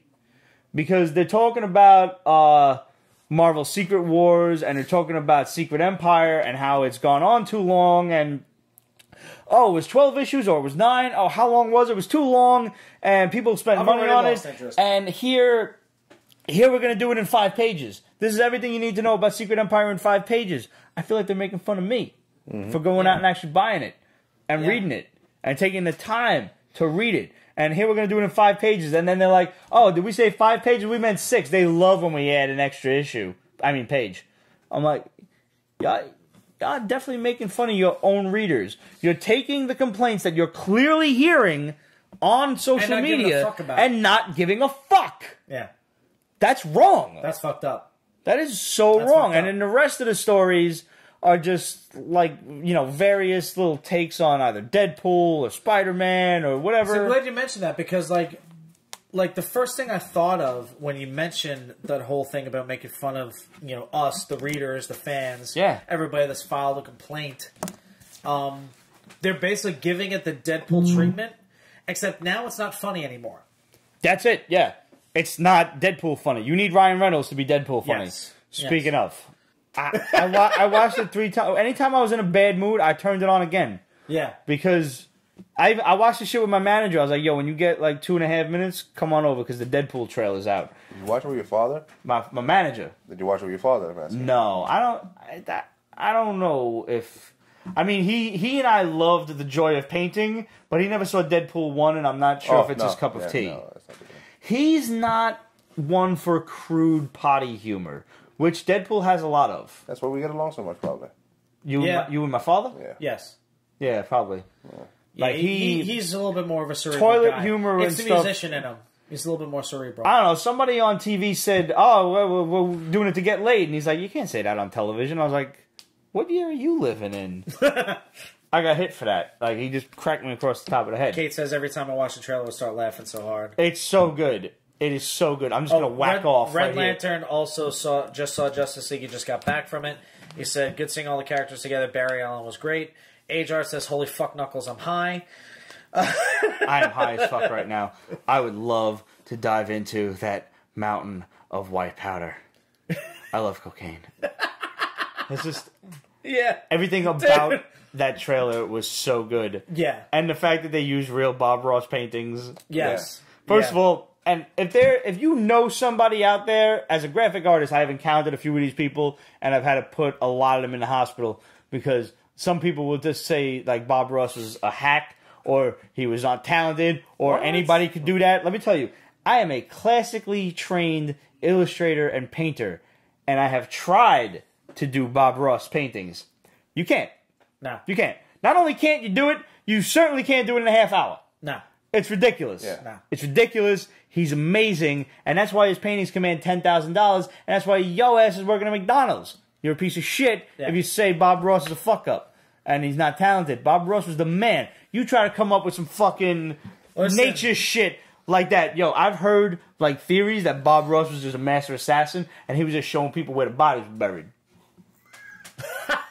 You wouldn't even know. You wouldn't even. Where you gonna look? Where you gonna look? In the fucking Adirondacks? Sure, start there. Catskills. He was in the military. Actually, Catskills. Was he? Yes. I didn't know that. He was stationed in Alaska. That's why he has all those scenery pictures. No way. Yeah. And he was kind to little animals and shit. He had a. I mean, anytime. That's why he took up painting, because he was like a drill sergeant. So that calmed him down. Yeah, it helped him deal with all the aggression he had to give off. I mean, anytime you... And they're told to be that way with the cadets. Yeah. You know, they're told to do that. They're told to be... Anytime you're upset have at to the be world... the ultimate asshole to these people. Just remember that Bob Ross took a little squirrel and put him in his pocket while he painted. Took a little baby squirrel and put him in his pocket. And the squirrel would sit there. Is it a story or is it true? No, that's the truth. That I swear to God. On several episodes, he's like, I made this friend at a park. He was all by himself. He was a little baby. Like, you know the story with the fro, right? No. He did it because he was broke. Yeah. So that's easier to maintain than actually cutting your hair all the time. Yeah. And then by the time he got money, because he got money after a while. Yeah, sure. Oh, of course he did. It became such a thing that he couldn't cut it. No, one of the later episodes, he brings on a little baby squirrel that he found in a park, was like abandoned by his mother or something, and he raised this squirrel with us on Joy of Painting. And he would put the little squirrel in his breast pocket of his shirt, and the little squirrel would pop up and watch him paint the whole episode. Seriously, you can YouTube it. It's amazing. It's unbelievable. And the squirrel grew up right here. Let's make until it was come time to release him like back into the park after like a year or something. It was ridiculous. That's awesome. It is. Bob Ross. Yeah. You are the man, bro. And So if that is not reason enough to go out and buy yourself a Funko Pop of... There's like 5 of them now. There's the original. There's one with a squirrel. There's one with a raccoon. There's one with a big-ass, artist palette. Just go get yourself...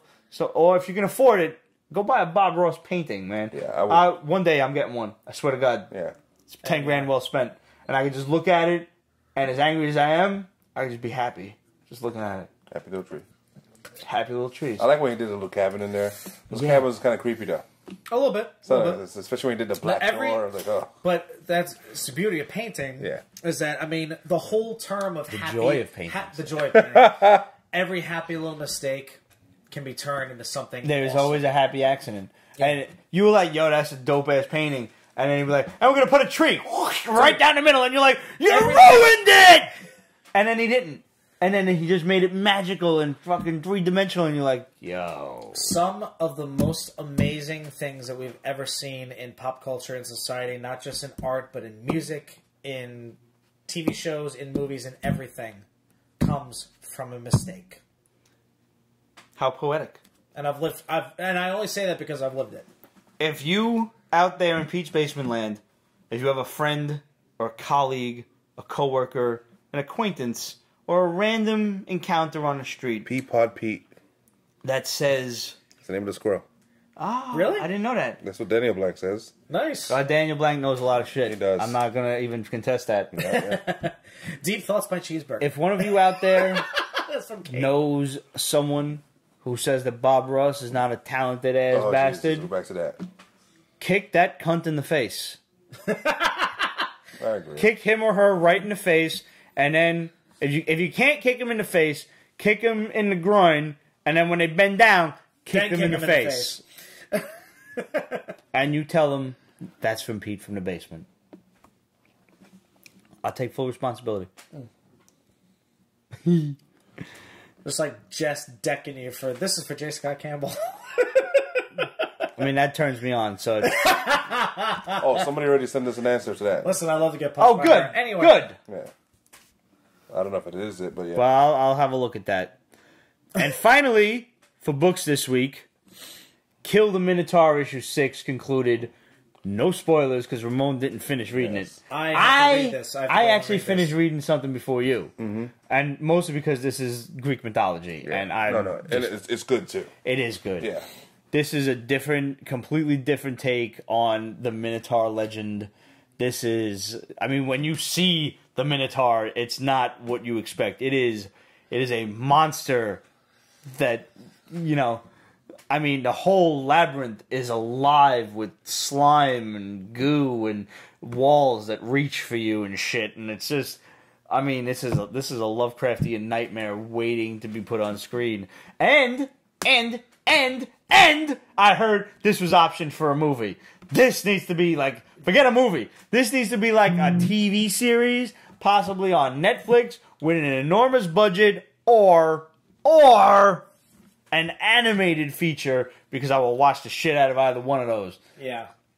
This is a ridiculous 6-issue series. Like some seriously trippy shit. Yo, it's so good, and it's such an interesting take on... Yes, Sean can do, yes. Shirtless Bear Fighter needs to be a movie. Shirtless Bear Fighter needs to be a movie. Yeah. And Kate says she got into the series of Kill the Minotaur thanks to us, and she thanks us. How great is it? It's, I mean, if you're Netflix familiar or HBO, with... no network TV. And, definitely. Or at least, yeah. Definitely, it's got to be on like Amazon Prime or Netflix or something. Yeah. Something where they're going to put a substantial budget toward it and not cut corners. It definitely can't be on network TV. Trust me. No. This book needed tits to really like push it along. And I think if it show that shows boobs out there nowadays. What? Any good shows out there that show boobs nowadays? Game of Thrones, Westworld did. Westworld had a lot of tits. I need to catch up on that. Westworld had a Tessa Thompson ass shot at the very least. You get a little bit in Ray Donovan. The HBO series, the name escapes me, the HBO series about the rise of the porn industry with Maggie Gyllenhaal and James Franco. There's a lot of that in there. Shameless still got tits. Shameless. Oh, dude. Emmy Rossum, she's so hot. So ridiculous. I was in love with her ever since The Day After Tomorrow. Oh, she was in that? Yeah. I never saw that. I never saw that.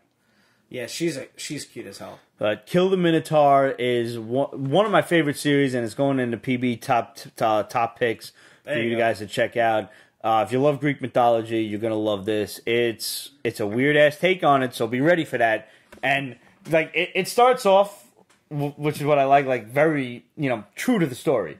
Very Greek mythology. People from Minos, from Crete, are coming to Athens to select people to sacrifice to the Minotaur. Right. And then as you get into like issue 2 and 3, you realize that things are taking that left turn at Albuquerque and not coming back anytime soon. So I'll probably catch it during the break. Stars would also be good for Kill the Minotaur. They don't shy away from nudity for men or women. yeah.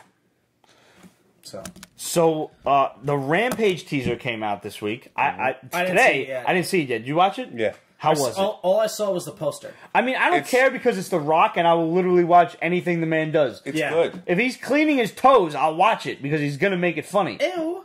It's I don't good. care. It makes You ski feet. Well, I would love to watch. I just love following his Instagram and watching him work out. No, feet don't skeeve me. I'll take my sock off.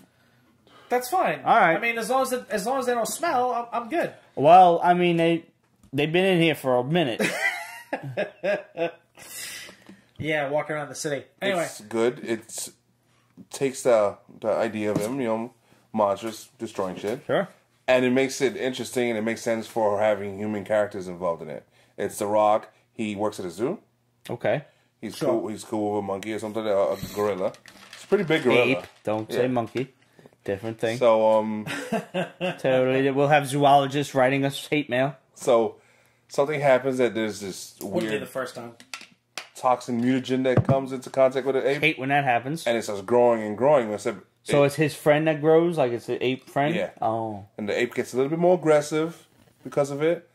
So, the military comes in, locks him up and all that stuff. But there's other animals. There's a wolf, an alligator And a shows lizard. up. Yeah. What's the alligator? You have It's Lizzie. crazy. The alligator looks like crazy, spiked out and rough skinned. It's like, wow. Yeah, I mean, I'm thinking back to the game, the arcade game. Yeah, so it's... Yeah. And the wolf was not included until later on, but I'm glad they brought the wolf in. Yeah, the classic version that I remember. When I Was first only experienced the with monkey Rampage was after Godzilla they and changed King it. Kong, basically. Yeah, but eventually it was all three, and that's the version I remember. When from is this? playing in When the is this arcade. movie coming out?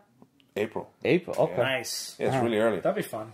Yo, I mean, I thought Jumanji was out already. I missed that. And I it's missed the Christmas. shit. It's coming out in like a month. Yeah. Yeah, I didn't realize that. I thought it was like out, and I missed it. So we have Justice League, Shulkadu says it's coming Star out Wars? 420. That's fine.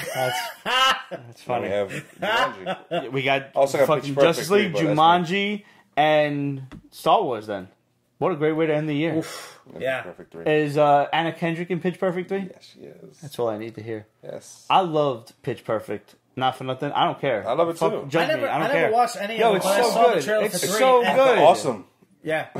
First of all, even as announcers, Oh my god, they steal the show. yo, they were great. Oh, dude. Those two were never like... It's a great flick. And first of all, fucking Fat Amy is ridiculous. I don't know. I Rebel don't know. Wilson. Is it Rebel Wilson? Yeah. The Whatever. blonde? Yeah. Yeah, that's Rebel Wilson. And they're like, She's funny as hell. yo, she's hilarious. Yeah. And they're like, well, you call yourself Fat Amy? She's like, yeah, so twig bitches like you don't do it behind my back.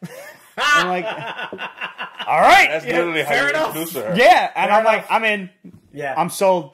She's not the only gorgeous one in this, Anna Kendrick. Oh, I thought you were going to talk about Yo, Fat Amy. listen, let I'm me like, tell you she's cute. Let me but tell you something. I didn't really know about Anna Kendrick until I saw her in the movie with Ben Affleck, The Accountant. Yeah. I didn't see that yet. Oh, Dude. Dude. Oh, it's good? It's like... It is so good. Is it? It's It a is more... so good. It's a less messy John Wick. Really? Yeah. Yes. Ooh, I just like taped Dude, John it's- Wick on you have DVR. HBO? It's John Wick Yeah. with autism. It should be on demand. It's basically Alright. John Wick with autism. Yeah. Really? Because he's an autistic accountant. Yes. But that's all But he's he also, does. like... Seems like it would work really well. It gets into it in a really raw way, and it's fucking Seems like brilliant. he'd really be good at something It's like good. that. It's Yeah. a good So- movie. Anna Kendrick, I think, is absolutely adorable. She's so cute. She's She is, adorable. she is. And I mean, yo, but you... I'm telling you right now, if you haven't already from other flicks, you will fall in love with her. I saw the with trailer cup for Pitch scene. Perfect 3. You need to see the cup scene in Pitch Perfect 1. Am I lying? But like, tell me you're not just going to be like... And you're just like, oh, man, like, right in the feels. She's... Yeah. Yeah, she's adorable. She absolutely is. I have to close out the comics section of the show on one particular book. And that is from Cosmic Times presents Sugar Boogarz. All right. Really? All right. Now, this is about graham grain cookies taking on broccoli lords and teeth. And, like, they're the bad guys and everything. And, like, the Lord Broccoli... with a Hitler mustache, so, like... Yeah, Lord Broccoli or something. What you twisted vegetable, you... Dr. Frankenbrock is the bad guy. Give me this. But the point... Give me the book. This is a book for all ages, and it's cute. It's really well drawn. It is extremely well drawn. Yeah, I don't know that it Just gets... the cover itself. I don't know that it gets kids into eating vegetables because it really glorifies the whole candy thing. Yeah. But the thing that I want to draw attention to is Sugar Boogarz. Right. Because I don't know about y'all out there. Yes. Yes. Y'all, do you know what booger sugar is? Sure. Yes. Booger sugar. Yes, it's cocaine. Yes. Yeah. Yes. Yeah. And like Deadpool says, I love cocaine. Yeah. I don't like cocaine. I just really like the way it smells. But Yeah. when you name a children's book Sugar Boogarz, you are telling the parents that you do cocaine and it's okay because you came up with this children's story Yes. while you were fucked up. Yeah. I get it. Yeah. I get it. Yeah. And I'm gonna read it. And I'm this- okay with it. I'm okay. This is like... It's a cute story. This is like Justice League meets Ninja Turtles meets It's Hellboy. Ninja Turtles meets fucking like Teddy Graham's graham crackers. Yeah, yeah. Yeah, because they got little ninja fucking scarves and shit on there, Yep, and yep. the different colors and I everything. flipped it Yo, out. the Yo, by the artwork way, on this is beyond phenomenal. it's fun. It's a cute book. Yeah. It is for all ages, but I know all of you motherfuckers were high on cocaine when you made the shit. Totally. You're not putting one over on Pete from the basement. I'm telling you right now. I know. I got you. I'll snap you in half, you overbaked psycho. Uh-huh. I'm not caught up on... You could try Mama's Yeah, boy. but like 76 is out now, and it's like a whole new story. Yeah, and the thing is, I'm so not caught up. the Ghostbusters, There's the a second floating trade, sugar cube. it mentions something that happened in the stuff we've obviously haven't caught up to. Oh, so we can't read that either. I already did. So. Damn. Yeah. Is Shredder dead? I don't know, but somebody's still in charge of the hand, and he's being a bit ruthless. Really? No, I gotta read this later. You mean the Foot Clan, not the hand. Sorry. You mixed it up. You mixed up Ninja Clans, but it's okay. It happens. All ninjas all look like yeah, they're all the same. Well, actually, they do. That's like the whole point. Yeah. Yes. They do. It's called a uniform. Yep. Speaking of sugar things, our boy Sebastian Jones from Stranger Comics, from Niobe, has a new Kickstarter out for Brown Sugar Fairies. It's a children's book, and I do know just from the artwork that it is really well drawn. I don't know too much about the story, but there is a Kickstarter out there for it, and I trust Sebastian implicitly to not steer me wrong when it comes to awesome shit. So it's bound to be a really awesome and cool story. So go out and check out Brown Sugar Fairies from Kickstarter. And if you can kick in, do so. Because I'm going to check it out probably tomorrow or Saturday as soon as I get a moment. And I'm going to kick in on it. Absolutely beautiful. So I'm going to have to check this out. It looks really... I just saw a couple of photos from it that Sebastian had sent me. And that's... the only... I didn't get a chance to watch the video before showtime. I'm sure it's awesome. Yeah. But Brown Sugar Fairy sounds crazy. Yes. Hey, well, especially in light of fucking cocaine graham crackers at this point. But, so maybe not the best lead-in on my part. No, definitely but not. Definitely not. It looks like a children's book, and it looks really, really fantastic. And I got three nieces. Three. Oh, God, three. Boy. One's 5, one's 2, one's going to be 1. One's like half of 1. One's like 0.5. A few months out. Yeah. 0.5. Yeah. Yeah, we'll call it 0.5. So, like, they would love something like this, and I'm obviously going to have to kick in on it and help my boy Sebastian out, and I would love it if you guys manage to do that too. So go out and check out Brown Sugar Fairies, and while you're on Kickstarter, give a search for Squirt from Mark Poulton. And if you can, kick in on that as well. I love that it's called Squirt. Yeah. I mean, I've been called Squirt in my life. Sure, I have too. Yeah, I'm little. I'm short. I'll fuck you up, but I mean, I've been called listen. I mean, my old man has always said it, and he's 5'3".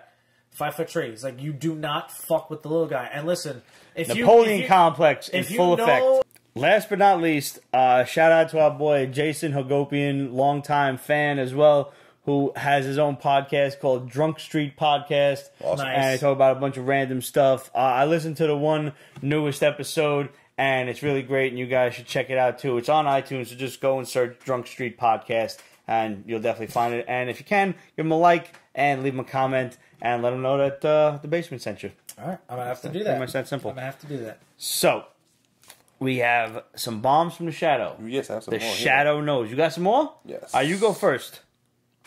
Let's hear it. Oh, yeah. Disney's offer to Fox was $53 billion. 53 or 5.3? 53. 53. 53. 5-3 and a crap load of Not zeros. even there's no decimal. No. 53 billion. That's not a decimal, that's a comma. That's ridiculous. Now, as being reported to us, Comcast and Verizon are trying to get into it. How so? Like, what kind of dog do they have in this fight? Outbid? Yeah, I know. Trying to outbid Disney. Is it like, really? Really? Disney's okay, like, first how off, cute. You first guys. Off, Disney has $53 billion in their fucking ashtrays. Right. So, I mean, that's their play money. According to this, like, that's their funny money. That's their petty cash. Yes. According to the Shadow, seriously. Comcast is, I guess, trying to put up a fight. Verizon's like, are we even in the fight? So that's that one. Yo, that's the funny thing about that is that Verizon is like a powerhouse as far as like the internet is concerned. Cable, not so much. Yeah. But like they kind of go toe to toe with Comcast. Neither of them. If they were to merge right now, they couldn't hold a fucking candle to Disney. No. Yeah. Fuck no. What else we got? This isn't a bomb, but this is a good info to know. Justice League estimated 11 million Thursday night. Nice. Good. Sweet. 1 million higher than Ragnarok. All right. Okay. Wow. Good. Only a million. I'm I surprised. think this is going to do about 150 million this weekend. Just from the standpoint of DC fandom alone, People are starved for this flick. Yeah. It needs this. It needs this. You're absolutely right. It needs this. So I'm not surprised in the slightest. Don't root against it, because the minute some asshole out there starts rooting against it and the movie starts failing, it becomes the weakest link in the chain, and it's all one big comic book movie chain. Yeah. And it's gonna fuck everything up. And as much as I love these movies. Movies like Blade and Hellboy are currently the weakest links in the chain. Blade is dope. But they're awesome films. They're awesome films, but they're also... Blade is also going to be redone soon. Mm-hmm. And so is Hellboy. So there you go. So yeah. Here's a bomb. Danger Girl TV show. Oh, nice. That is a long time coming. Resident Evil producers doing J. it. Scott Campbell. What's that? I'm less happy. Resident Evil reboot? Producers are behind it. I'm less happy. I'm a little concerned, but Oh, God. I mean, if you just can get, make sure they're hot. But you know what? Charlie's Angel failed me on that. Yeah. But if you can, What's that?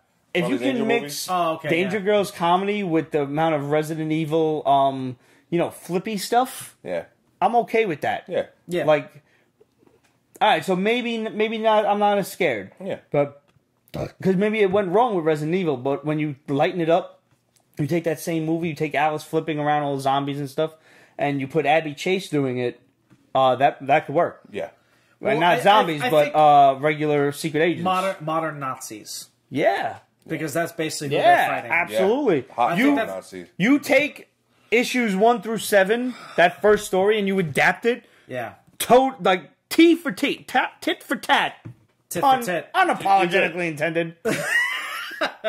For the screen, I don't care if it's big, small, whatever. Yeah. You've got Okay, a series that people will watch. So who do you get to cast as Abby Chase? One cast that has to be done is J. Scott Campbell. He has to have a He cameo. has to have a cameo. Well, he's got to have a cameo, but he's also got to have a hand. We also need to bring Sean Connery back out of retirement to be Deuce. If J. Scott Campbell's not an executive producer on this show, I'm going to be disappointed. Well, he's got because it's his baby. It's his baby, and he's got to make a cameo. Yeah, absolutely. He should be like the understudy to Agent Zero. That'll be awesome. Yeah, that'll be great. I don't know who to cast because I would want fresh young faces. No, totally. Yeah. I don't. We got for Betty Veronica. I don't even care if you have completely new characters. How hard is it to find a hot blonde with big tits in America? Yeah, America. That's what America's all about. She don't even have to have. Yeah, she does. Shush. Stop talking. So apparently, also we haven't. You got no. That was it right. so far. Also, we have the Bizarro World will make an appearance on the Krypton TV series. When is that coming out? They're doing a Krypton TV next year series? sometime. Yeah, it's going to be like a streaming thing. No, it's on Sci-Fi. It's on Sci-Fi, and it's going to be Kal-El's grandfather, Sag-El. Okay. Yeah, that's what happens to your fucking nuts when you get older. It's Sag-El. And somehow Hawkman or Hawkgirl and Adam Strange is supposed to show in it, and so is Vril Docs or whatever. Brainiac 5.62 beta. I don't know. It's just Martian Manhunter will be among the next DC films. It's about fucking time. That was as usual. DC films will follow Marvel Studios in space. Fine. I don't care. I need Manhunter. Manhunter is one of the, as far as I'm concerned, one of the most unsung, underrated characters of DC. That is the biggest sin that is not in Justice so League. Awesome.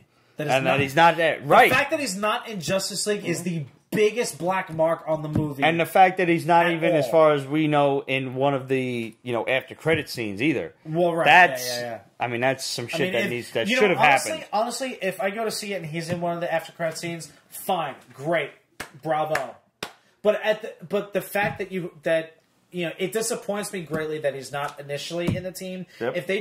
If they don't eventually introduce him and make him part of the team, he'll be there. Bad form. He'll be there. He should have at least been one of the video clips Batman saw. Yeah. Yes. I agree. They never got to him because he's guarded by the government, and Bruce going to do so much. Yeah, I agree. That's a good idea. Like, he's here. That's cool. Already, I like that. I like that approach. I like that approach. Contained. Kind of like that cartoon, Frontier. Yeah. Yeah, look at that.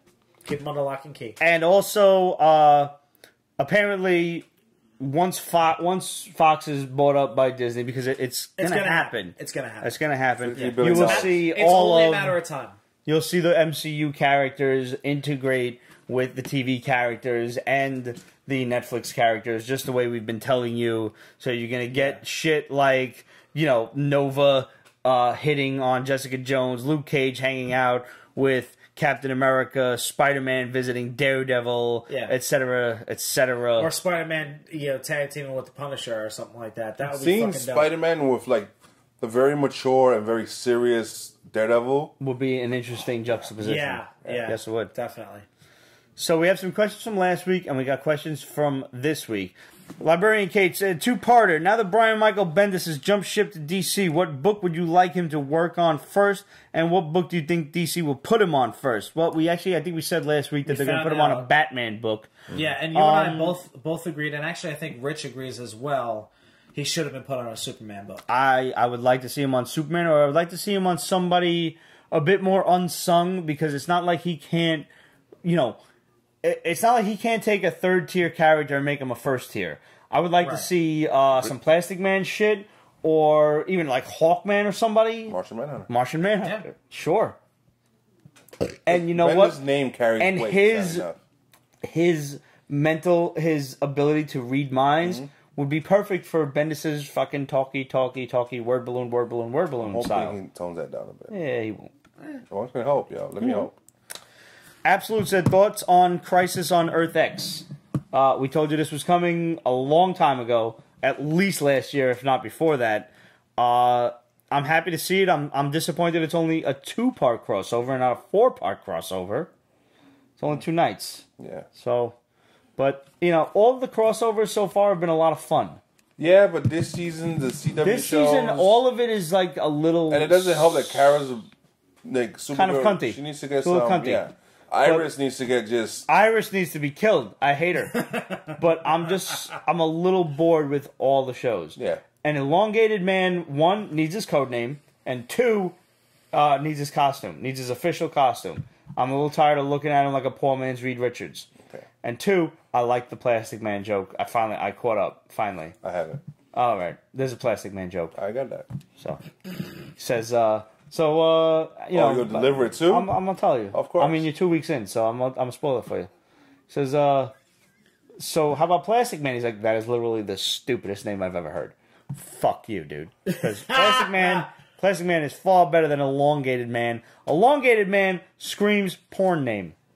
True. And that's it. True. Can't argue with that. If you're a kid, you're going to give yourself a cheesy porn name before you call yourself Plastic Man. No. But I mean, it's Cisco that makes up the names. You're going to call yourself Plastic Cisco's got to come up with Elongated Man. And I'm just waiting for it to happen. Hasn't yet. I don't know. I'm a little bored without a villainous speedster. Oh. I'm just saying. Oh, no. I'm a little bored. I'm a little bored CW throughout, and maybe it's, I don't know if I'm jaded. I don't know if I'm just been in a bad mood lately. Yes. Or whatever. Yes. Could be. Why did Donnie have Lucifer, though? I do have Lucifer. Sure. And Which Lucifer, I still have to start. Lucifer is so good, bro. It's so good. Listen, I've already added it to my list. It's just a matter of when the fuck am I going to get to it. It's probably my favorite TV show at this point. On your road trip. I'll try. I mean, I'm probably going to... I mean, honestly, I'm probably going to wind up watching... finishing up Punisher on that trip. I'll see what else I can start on. What other questions we got? All right, so...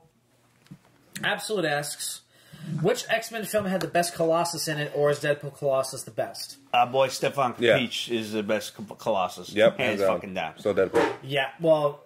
He's got the voice. I actually remember whoever that. did it got the look. Yeah. Everything. He's a man. Yeah. So... and it doesn't even like stand to Deadpool Colossus, though, as a him, caricature and of himself, is as like cinematically is as close as you're gonna get. Yeah. See, it kind of sucks because, like, okay, he's the token Russian because he came about in the 70s. He's a Chekhov of the Marvel Universe. Yeah, he's the Chekhov of the Marvel Universe. And especially nowadays with all that bullshit going on, I'm not even going to mention specifics. It's kind of like, eh. But if you, honestly, in my opinion, nobody has yet to do him right except for who you said. So... Yeah, like even the Deadpool Colossus, it's a caricature of himself. They make fun of him from head to toe. He doesn't really do anything useful. He gets his ass handed to him by Gina Carano, which Sort of, you know. But like, come on, he's better than that. He's humble. He's No, honorable. I thought better than that. No, he's better than that. He saw a tit and was like, "Oh, cover it up, please." Meanwhile, I can't do a Russian accent. Meanwhile, I would have kept staring. I definitely Gina Carano. I would Yeah, have definitely give me a kept break. staring. Dude, when I watched her in Haywire, How great was that? That movie is fucking I haven't seen awesome. it yet. If you haven't It's a good seen that flick, movie man. yet, seriously, She go needs to check do it more out. movies. I don't care if they're like, you know, B grade. No, that's fine. Yo, martial arts flicks. I will watch them. I want to see her in a flick with Donnie Yen. I would like to see her in a flick with Cynthia Rothrock. Ooh, one of those passing the chart shopper things? Yes! Like The Rock did with Yes, Arnold? with Arnold That would be dope. Schwarzenegger. That would be dope. If you guys have no idea who Cynthia Rothrock is, first of all, you're too young for me. Second of all, where were you in the 80s? Because for all of the Chuck Norris, Jean-Claude Van Damme, Charles Bronson, Steven Seagal movies, there were an equal number of Cynthia Rothrock flicks that deserve your recognition. Yeah. She was the female martial artist, direct-to-video VHS, and direct-to-cable princess. She was a queen. Yeah. She was She was amazing. queen of And Kung she, Fu. not for nothing, was but badass. she was not a slouch of a martial artist. She was fucking awesome.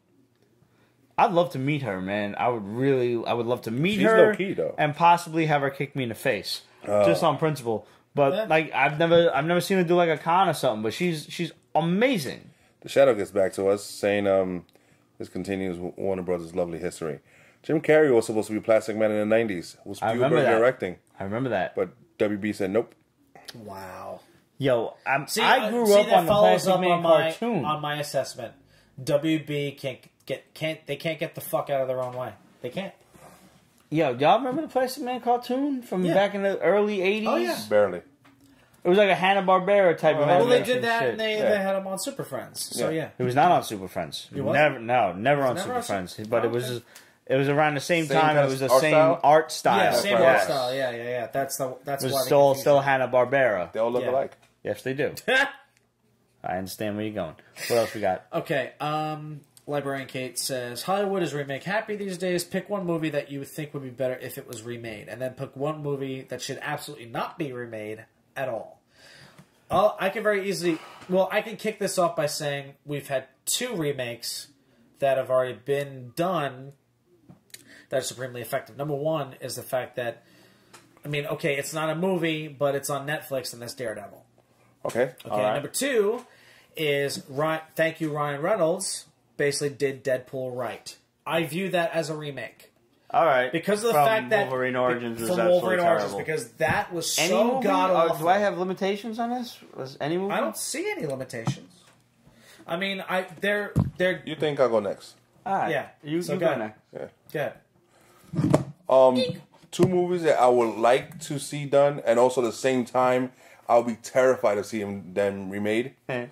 And these are 2 of my favorite movies that I love. All right, go for it. Dune, Legend. Dune.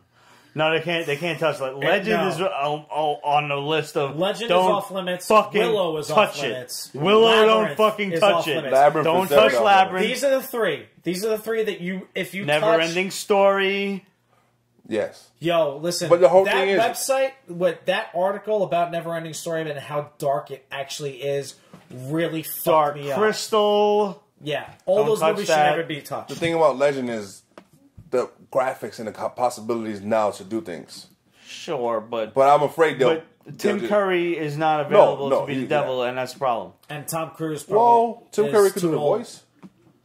Yeah, Tim Curry can do the voice. Sure. But he doesn't. I mean, he had a stroke. He doesn't talk right. I'm sorry, but he doesn't. And don't. It's Sure. just best No, not you're to right, you're half-ass right. it. Hey, you're right. You're right. All right, so we already know they're redoing Flight of the Navigator, which I love that vehicle. I'm want okay that with. vehicle. I want to. I was not thoroughly so attached to that movie that I would. No, You just know, the vehicle. I wouldn't mind, and that is this is a tried and true classic. I wouldn't mind seeing a redux of Batteries Not Included. Y'all remember that movie? With Jessica Tandy with the little robots? It would have to be a good director. Yes, yeah. Latino. But what if you got like Guillermo del Toro to do?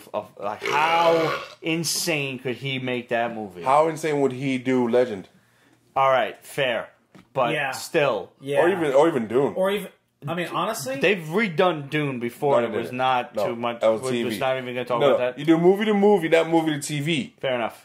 Okay, but then again, by the same token, I mean, you can't say that the Netflix Daredevil series is not better than fucking. Oh, it's 100% better. Yeah, so like, but I mean, I still count that Netflix as movie if it's head and because shoulders Netflix. above the. I'm original, still paying for that shit. Possible. It's a fucking movie. It's a 13-hour movie, but it's a movie. As far as movies that can't be touched, E.T. Don't forget E.T. Don't try to do it again. Yeah. Never do it again. Yeah. But along the same lines of Aliens, I wouldn't mind seeing an updated version of Critters. Ooh. Daniel Blanc asked. I thought you was excited about Critters for a minute. I was really happy. You don't. Like, I was so happy that you acknowledged my choice and that. You got your hopes up. I so did. I thought. Forget what did Daniel Blanc say? You don't want the Dark Crystal prequel coming out on Netflix? If it's a prequel, that's fine. Prequel's to Legend would be awesome. Prequel's cool. Prequel's fine. Yeah, no, that'd be awesome. It's fine. I would. You want to do a prequel of all of those movies we just mentioned? That's the original. Fine. Don't touch the original. All right, now that we brought that up, Lord of the Rings got the green light this weekend. Yes. I use Lord of the Rings loosely because they're not actually readapting Lord of the Rings for the small screen. Good. Thank do fucking that. God. Peter Jackson nailed it. We have it on good authority from our boy The Shadow that they're doing the Silmarillion. Which is going to be dope as shit. I have the utmost of faith in the ability of Amazon and the amount of money they can throw at the series to do the Silmarillion properly. Yeah, I saw the just numbers hope. and I know my jaw hit the floor. Here's the thing: they're trying to fill the gap that is going to be left by Game of Thrones. Yes, and I don't want the Lord of the Rings, the Tolkien series, the Tolkien mythos to be bogged down with titties by tits and cursing. I don't feel that there's a place for that within that storyline. No. Even though keep it out. I love tits. You know, I'll never say no to tits. I'm saying no to tits right now. I would assume Elvis titties have to be perfect. No, I'm 100% with you. I'm 100% with you. That movie needs to be family oriented. Yes. I want my 5-year-old, and I don't have a 5-year-old, but if I had a 5-year-old, I have a 5-year-old niece. I have a 5-year-old niece. I want to be able to watch it with her. Yep. Okay, check this out.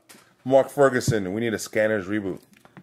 Ooh, I'll take that. I'll take that too. Yeah, that's some good stuff right there. Okay, hang on. Well, maybe not, because it's a cult classic. I wouldn't mind a remake of Hackers. I'll take a remake of Hackers in this modern age. Fun. Yeah, she was so cute in that movie. Oh, totally, dude. Totally. Crash and burn. But in a, I mean, how much change has happened to the world of computers since that movie came out? Yeah. I would love a remake of Hackers. Because the thing is like, I think it's very loosely rooted in scientific fact of what hackers were doing back then. Word. I would love to see a movie that gives you a legitimate glimpse into what hackers can do now. Well, there was that Bruce Willis franchise, Die Hard. Oh, Die Hard. Yeah, Die Hard with the that was Die Hard. The fire sale. That would have been a great movie if it was just rated R and he would have been able to curse at the end. Yeah, exactly. Because Josh Duhamel, whatever the fuck his name. Josh Duhamel? Yeah, isn't that him? Or Timothy Olyphant? They're the same person. They're the same fucking person. Yeah. They're the same person. Look at them. Begun the Clone Wars have. For real. What else we got? Okay, let's see. Hang on. Person.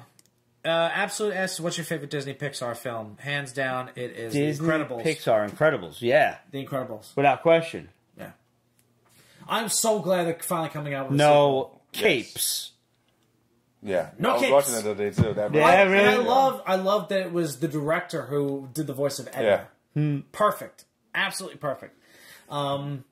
So, yeah, I'm so glad they're doing a sequel to that. Finally. Yeah, it's about time. It's about fucking time. Any interest in Coco? Coco? What's Coco? Ice-T's girl? No, the new Pixar cartoon coming out this soon. No idea. Eh.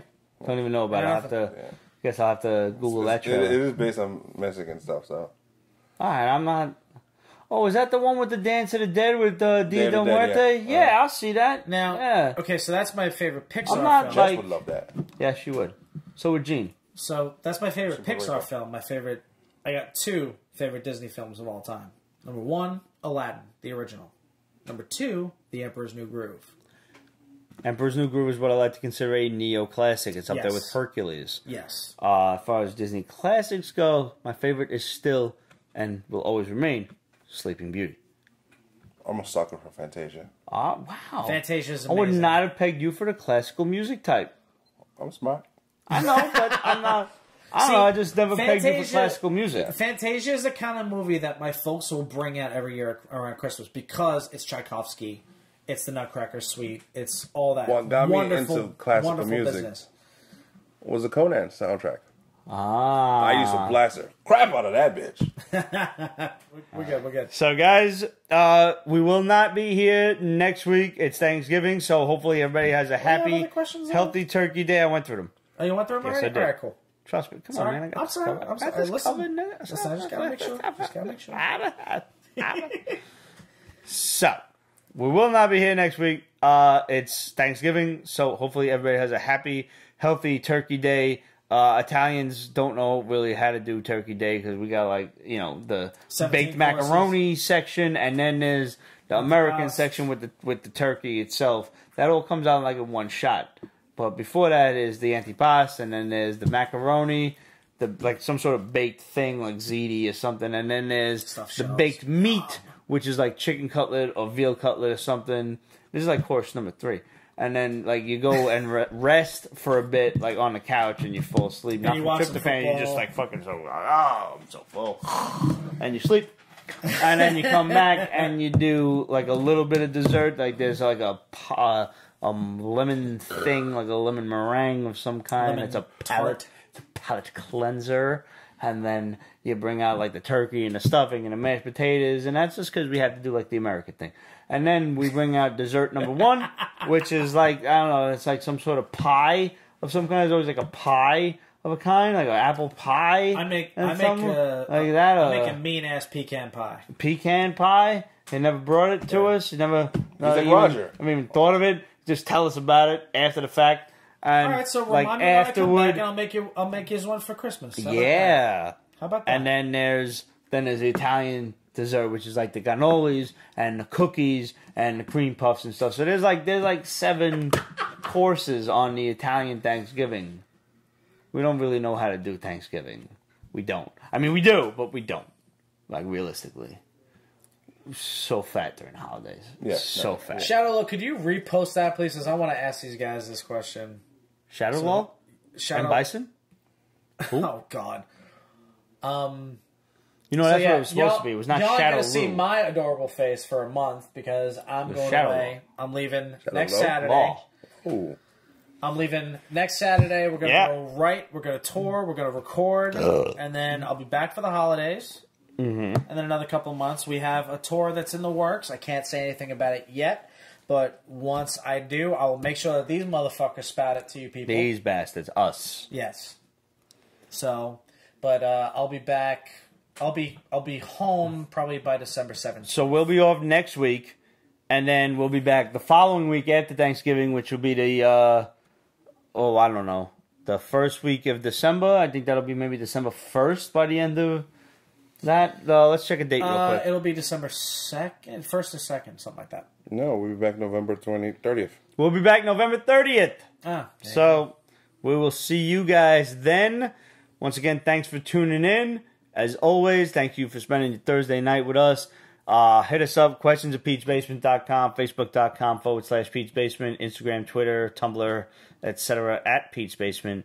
Follow us on YouTube. Follow us on YouTube Extras.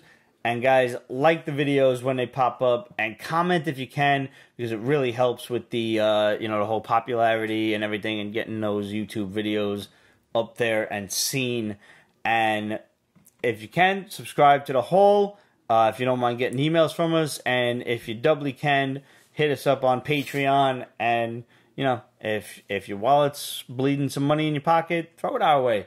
We're more than happy to send you some awesome prizes in return, such as original art, some graphic novels, and stuff like that. Again, guys, thanks for tuning in, because you're the reason we do this nonsense every fuck week.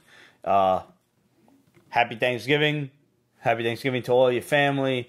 Make sure you tell them that your friends from the basement said hello. And when they ask, who the fuck are your friends from the basement, show them the video. Yep.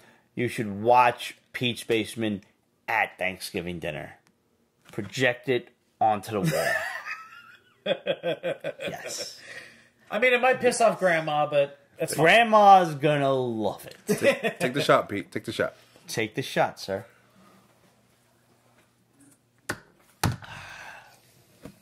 See you next time.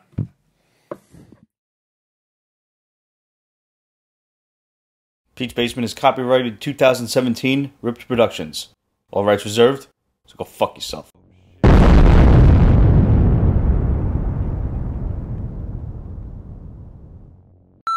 No, I don't want you to fuck with it. You just tell me, Pete, is the audio on? And I say, yes, Pete, the audio is on. Or, no, Pete, thanks for reminding me to turn the audio on. Hi. I haven't seen it. None of the movies you mentioned right now. Really? Yeah. Why do you even like me? And make sure you scream, cheeseburger, in the crowd. They love that.